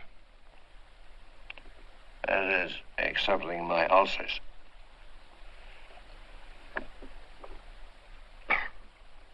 I should be drinking milk, you know. This stuff is poison. Hey, Tubby. Yes, Mr. Connell? What do you say, huh? All right. Yep, I'm a sucker for this country. I'm a sucker for the Star-Spangled Banner, and I'm a sucker for this country. I like what we got here. I like it. A guy can say what he wants and do what he wants without having a bayonet shoved through his belly. And that's all right, isn't it? You betcha. Yeah. Well, we don't want anybody coming around changing that, do we? No, sir. No, sir. And when they do, I get mad. I get boiling mad. And right now, John, I'm sizzling. I get mad for a lot of other guys besides myself. I get mad for a guy named Washington, and a guy named Jefferson, and Lincoln. Lighthouses, John. Lighthouses in a foggy world. You know what I mean? Yeah, you bet. Listen, pal. This fifth column stuff is pretty rotten, isn't it? Yeah, it certainly is. And you'd feel like an awful sucker if you found yourself marching right in the middle of it, wouldn't you? You. Of course, you wouldn't know it because you're gentle. But that's what you're doing. You're mixed up with a skunk, my boy. A no-good, dangerous skunk. Say, you're not talking about Mr. Norton, are you? I'm not talking about his grandfather's pet poodle. You must be wrong, Mr. Cannell. Because he's been marvelous about the John Doe clubs. Yeah? Say, you're sold on this John Doe idea, aren't you? Sure. Sure. I don't blame you. So am I. It's a beautiful miracle.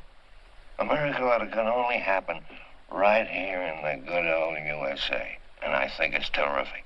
What do you think of that? Me, hard-boiled Cannell, and I think it's plenty terrific. All right. Now, supposing a certain unmentionable worm whose initials are DB was trying to use that to shove his way into the White House so he could put the screws on, so he could turn out the lights in those lighthouses. What would you say about that, huh? Nobody's going to do that, Mr. Cannell. They can't use the John Doe clubs for politics. That's the main idea. Is that so? Then what's a big political boss like Hammett doing in town? And a labor leader like Bennett? And a lot of other big shots are up at DB's house right now. Wolves, John. Wolves. Waiting to cut up the John Does. Wait till you get a gander at the speech you're going to make tonight. You're all wet. Miss Mitchell writes those speeches. Nobody can make her write that kind of stuff. They can, huh? Who do you think writes them? My Aunt Emma? I know she writes them. And gets a big bonus for doing them, too. A mink coat and a diamond bracelet. Don't write them. Why, that gold-grabbing dame would double-cross her own mother for a handful of Chinese yen. Shut up. If you weren't drunk, I'd... Hey, boss. Here's the speech, boss. Hey. Go on and read it, John, and then start socking. Hey, wait a minute, Mr. Doe. Tubby? Yes, sir. Better bring me a glass of milk. I'm smoking too much. Yes, Charlie? Got everything all set? Fine. John Doe been taken care of? Good. How many people do you think will be there? 15,000? Oh, my, that's fine. Now, listen, Charlie. As soon as John Doe stops talking about me, I want you to start that demonstration. And make it a big one, you understand? Don't worry about that, DB. My boys are there. They'll take care of it. What? Yes, I'll be there 15 minutes after I get your call. Why, Mr. Doe. Where are they? In the dining room, sir.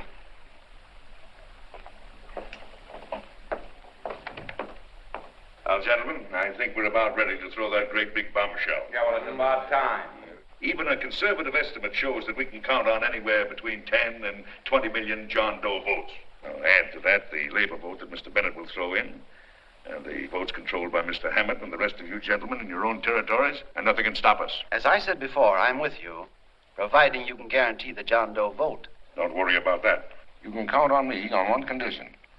Little Bennett's got to be taken care of. Didn't I tell you that everybody in this room would be taken care of? My agreement with you gentlemen stands. I'm with you, D.B., but I still think it's a very daring thing we're attempting. These are daring times, Mr. Barrington. We're coming to a new order of things. There's too much talk been going on in this country. Too many concessions have been made. What the American people need is an iron hand. You're right. That's true. You're quite right, D.B. Discipline. And now, may I offer a little toast to Miss Ann Mitchell, the brilliant and beautiful lady who is responsible for all this. Miss Mr. Norton, I'd like to talk to you alone for a minute. Oh, Miss Mitchell has something to say to us. That's fine.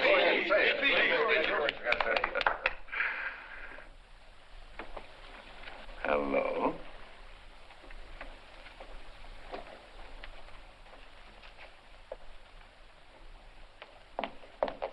John, I'm so glad to see you. I was terribly worried. Did you write this? Yes, I did, John, but I had no idea what was going on. You didn't? No. That's a swell bracelet you're wearing. John, why aren't you at the convention?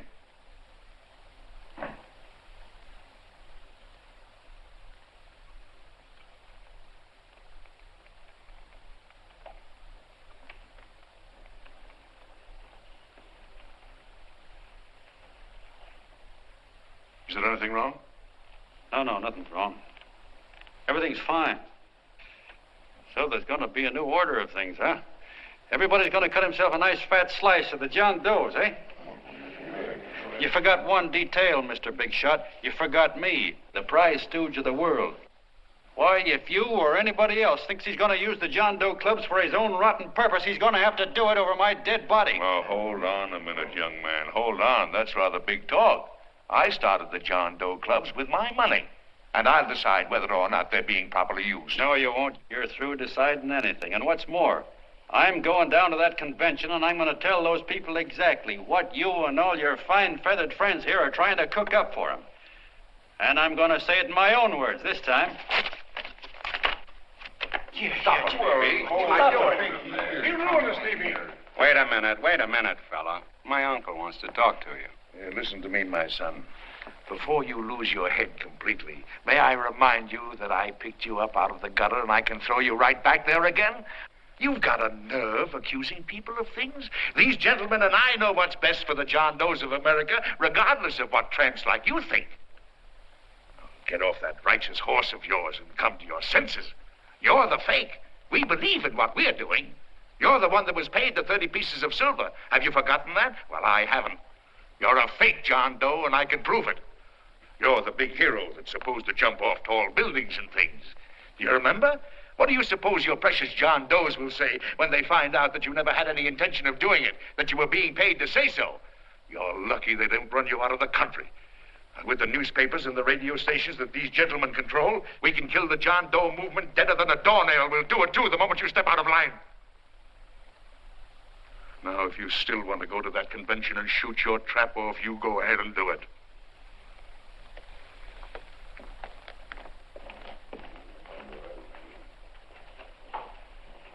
You mean to tell me you'd try to kill the John Doe movement if you can't use it to get what you want? You bet your bottom dollar we would.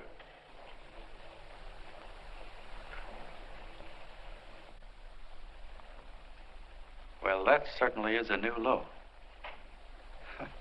I guess I've seen everything now. You sit there back of your big cigars and think of deliberately killing an idea that's made millions of people a little bit happier. An idea that's brought thousands of them here from all over the country, by bus and by freight and jalopies and on foot, so they could pass on to each other their own simple little experiences. Why, look, I'm just a mug and I know it, but I'm beginning to understand a lot of things. Why, your type's as old as history. If you can't lay your dirty fingers on a decent idea and twist it and squeeze it and stuff it into your own pocket, you slap it down. Like dogs, if you can't eat something, you bury it. Why, this is the one worthwhile thing that's come along. People are finally finding out that the guy next door isn't a bad egg. That's simple, isn't it? And yet a thing like that's got a chance of spreading till it touches every last doggone human being in the world, and you talk about killing it. Why, when this fire dies down, what's going to be left? More misery, more hunger, and more hate. And what's to prevent that from starting all over again? Nobody knows the answer to that one, and certainly not you with those slimy, bollocksed up theories you got. The John Doe idea may be the answer, though. It may be the one thing capable of saving this cockeyed world. Yet you sit back there on your fat hulks and tell me you'll kill it if you can't use it. Well, you go ahead and try. You couldn't do it in a million years with all your radio stations and all your power. Because it's bigger than whether I'm a fake. It's bigger than your ambitions. And it's bigger than all the bracelets and fur coats in the world. You bet it is, John. And that's exactly what I'm going down there to tell those people. Wait a minute, you ungrateful rat. My uncle's been too good. Getting away. Give me the boat. John! I've always told you, D.B., you're playing with dynamite. Which way? Now let that girl get away. Before he gets through tonight, he'll ruin it all. Now, stop him cold. Don't worry, I've been ready for this. John! Oh, John, please listen to me. Please, I can explain everything, John. I didn't know what they were going to do. Let me go with you, John. John, please. Go ahead, driver. Full park. Explain it to you, John. Please let me go with you. Please. John! Mr. Martin wants to see you. Listen to me, Mayor Lovett. You do as I say. I want them both arrested. You tell the police department to pick up Cannell. I've got the girl here. I've got the bullet. I don't care what you charge him with. If you're worried, let him go in the morning, but keep him in jail overnight. Hello, Bulletin. Put fire on.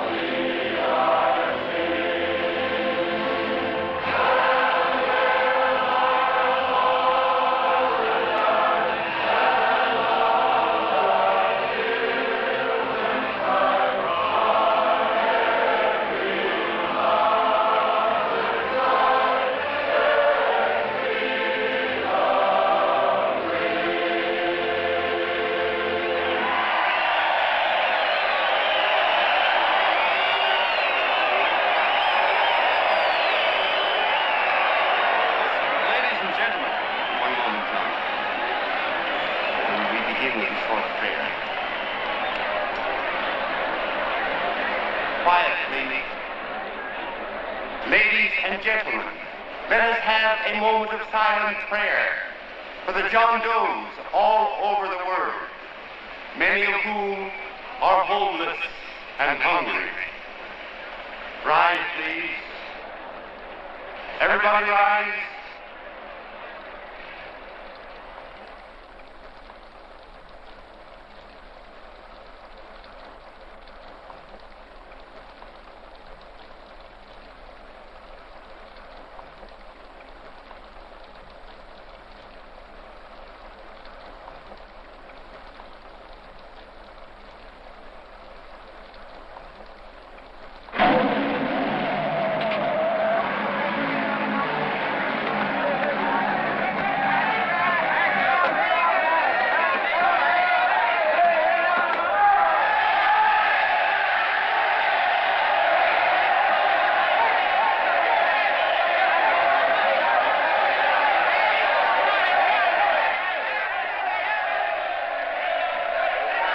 Newsboys.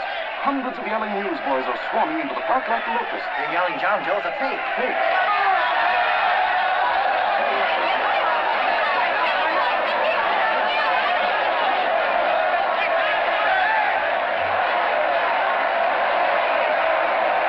Federal investigation urged by Chamber of Commerce. How could he be a fake? There must be some kind of a gag. A what? A gag. A gag.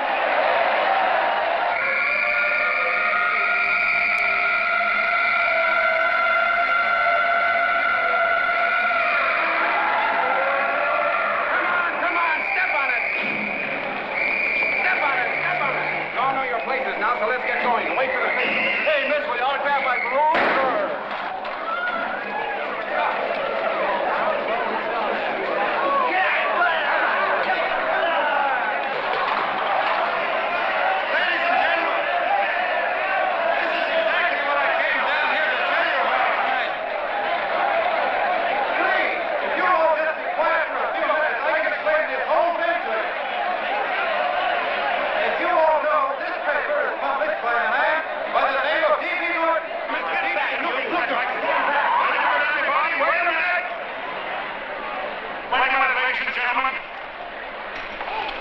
My name is D.B. Norton. You all know me. I accuse this man of being a faker. We've been taken for a lot of suckers, and I'm the biggest of the lot. I spend a fortune backing this man in what I believe to be a sincere and worthy cause, just as you all did. And now I find out it's nothing but a cheap racket cooked up by him and two of my employees for the sole purpose of collecting dues from John Does all over the country. That's a lie. It's not a lie. Nickels and dimes to stuff into their own pockets. You can read all about it in the newspapers there. That's a lie. Listen, Don't don't me. believe what... This man had no intention of jumping off the top of a building. He was paid to say so. Do you deny that? That's got nothing to do with it. Were you paid for it or weren't you? Yes, I was paid, but there And happened... what about the suicide note? You didn't write that either. What difference Did you write it or didn't you? No, I didn't write it. Now, you bet your life you didn't. You look in your papers, ladies and gentlemen, and you'll find Miss Mitchell's signed confession that she was the one who wrote it. Listen, folks, it's a fact that I didn't write the letter. There, you see, he admits it. You're a fake John Doe. Now, for what you have done to all these good people, they ought to run you out of the country. And I hope they do it.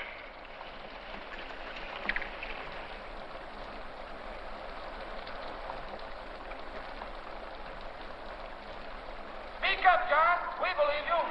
Please, listen, folks.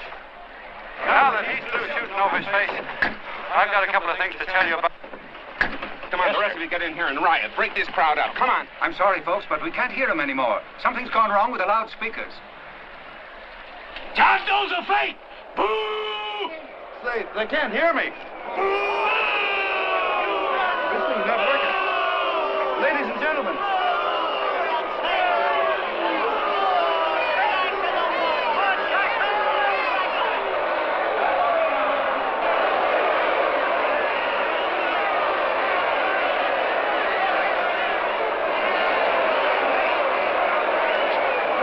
This thing's bigger than whether I'm a fake.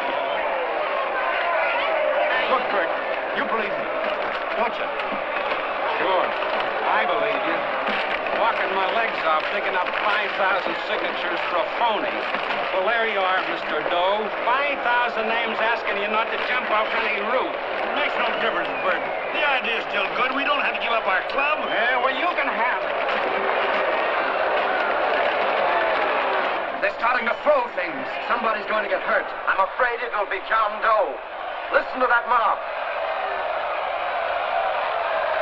I've got to go to him. All right, lady. Hey, what's wrong? Oh, let me go. I want to go to him. Oh, please. Please let me go. They're crucifying him. I can help him. Sorry, sister. We got orders to hold. Orders from who? Can't you see it's a framer? And nobody, they won't let me go. They won't let me go. Listen, folks. You gotta listen to me, everybody. Back to the jungle, you hobo! Trust another racket. Stick to your clubs. We've been fed baloney so long, we're getting used to it.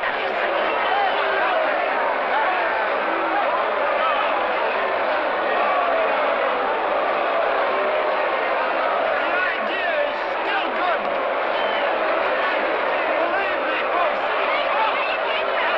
Listen, John Doe's the hope of the world.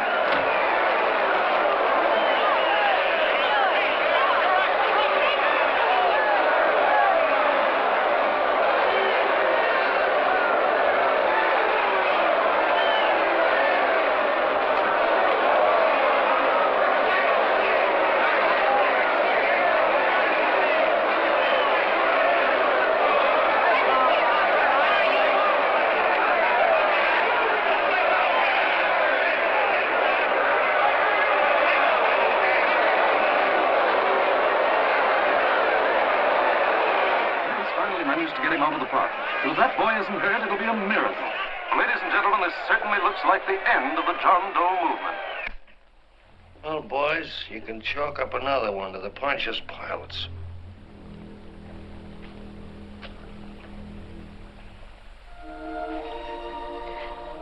I should have been there. I could have helped him. He was so all alone. A lot of us are going to be mighty ashamed of ourselves after tonight. We certainly didn't give that man much of a chance.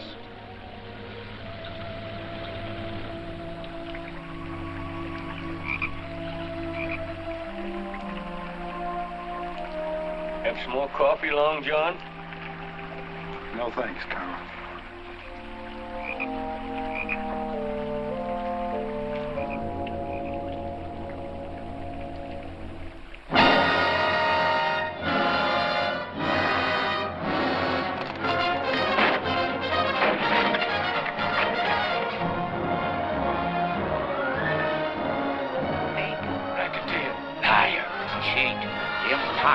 Why don't you jump? Christmas Eve at midnight. Bye, Mr. Doe. You're a wonderful man. And God bless you, my boy. Now get in there and catch him. You're a fake John Doe, and I can prove it. You're the big hero who's supposed to jump off tall buildings and things. Do you remember? What do you suppose your precious John Does will say when they find out that you never had any intention of doing it, that you were being paid to say so? Christmas Eve at midnight.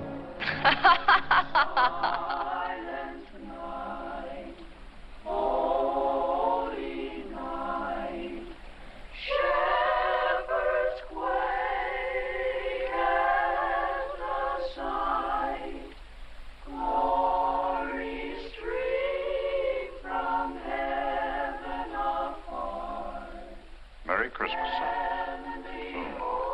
Merry Christmas.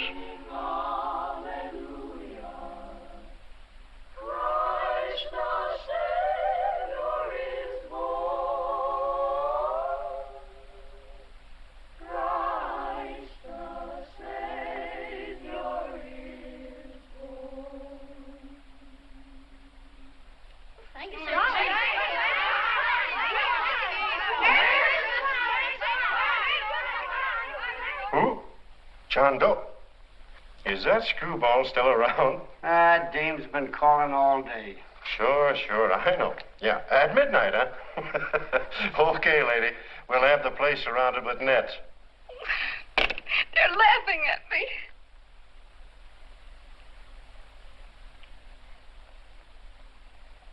You're a sick girl, Anne. You better take it easy. Whom are you calling now? You called that number not 10 minutes ago. Hello, Mr. Canal. Have you seen him yet? Now listen, Ann, he can't possibly get in without our seeing him. I'm watching the side door and the colonel's out front, so stop worrying. Oh. Thank you.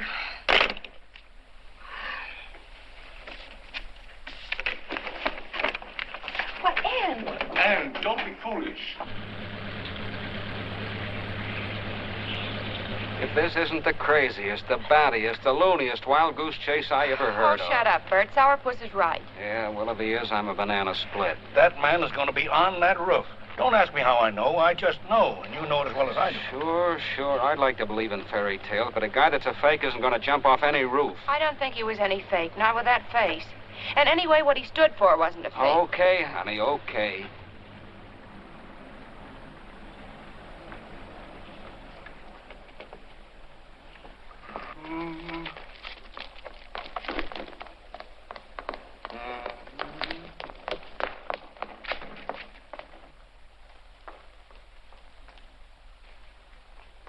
Elevators ain't running. Colonel, You shouldn't get out of bed, miss. has he been here? No. Have you seen him? I ain't seen him for a week. Where's Canal? He's watching the other door. Oh, gee, you're swell. Oh. No sense in going up there. I've been here for hours. He ain't here. Let me go, will you? Now, that's crazy. It's 14 floors.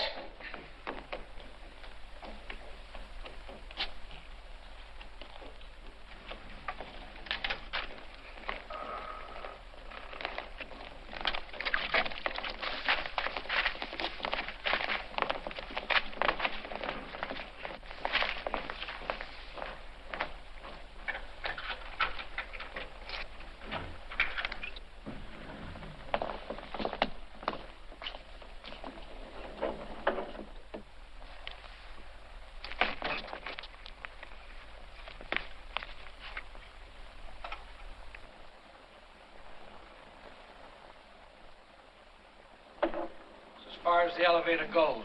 We gotta walk up to the tower.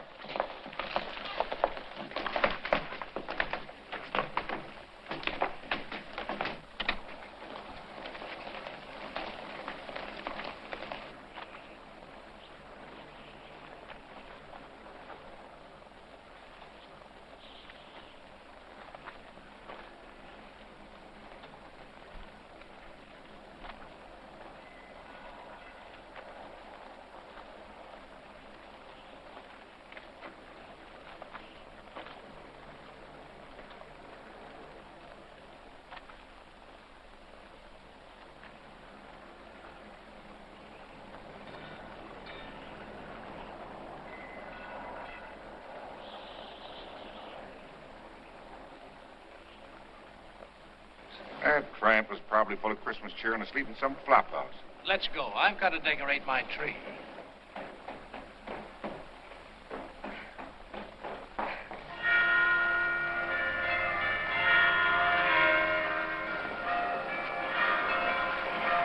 Well, I give up. I don't know what gave us the idea that we'd attempt anything like this. I guess you're right. I'm afraid the joke's on us. Let's go. I hope nobody finds out we've been here.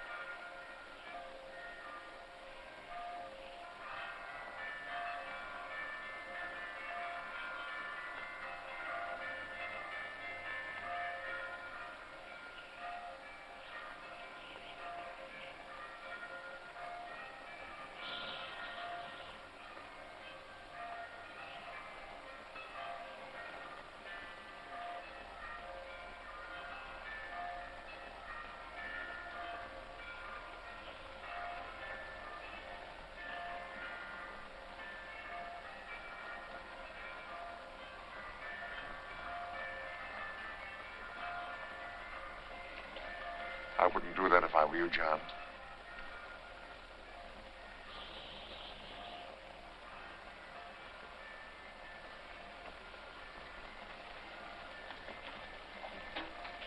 It'll do you no good. Mayor has policemen downstairs with instructions to remove all marks of identification you may have on your person. You will be buried in Potter's Field and you will have accomplished nothing.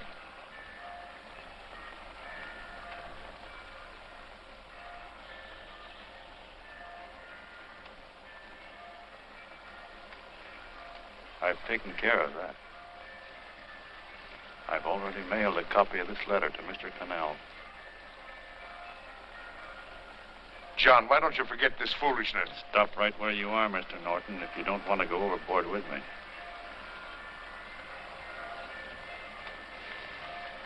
I'm glad you gentlemen are here. You killed the John Doe movement, all right. But you're going to see it born all over again.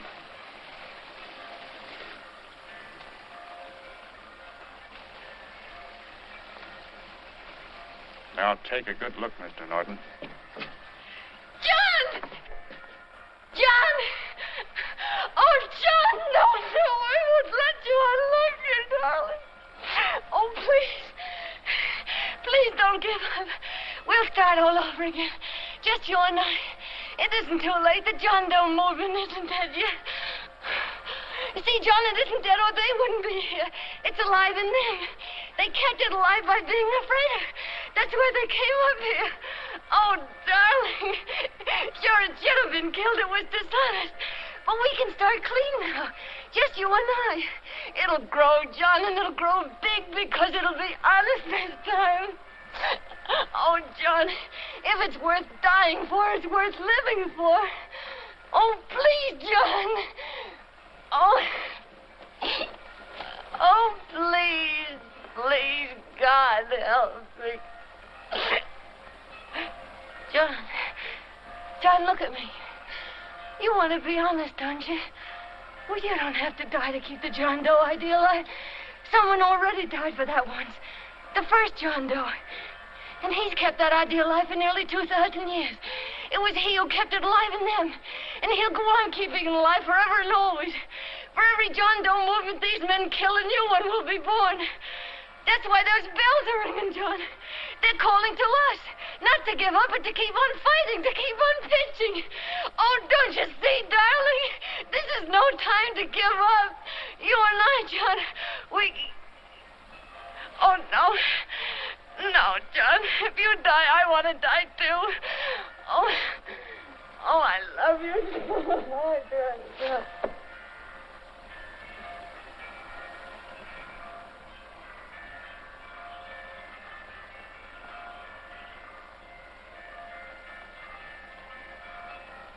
Mr. Doe, you don't have to. We're with you, Mr. Doe. We just lost our heads and acted like a mob. What Bert's trying to say is that we need you, Mr. Doe. There were a lot of us that didn't believe what that man said. We were going to start up our John Doe Club again, whether we saw you or not. Weren't we, Bert?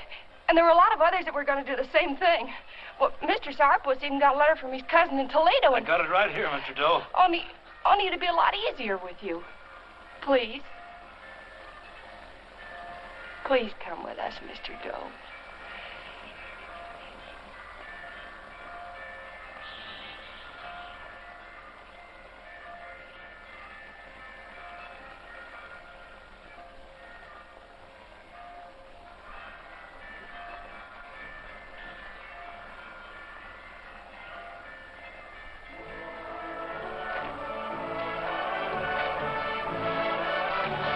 John. Mr. Doe. Here, we'll help you with her. She'll be all right. Mr. Doe, take her right down to the car. Right up. Oh, look, we got a car right down. They are, Norton, the people. Try and lick that.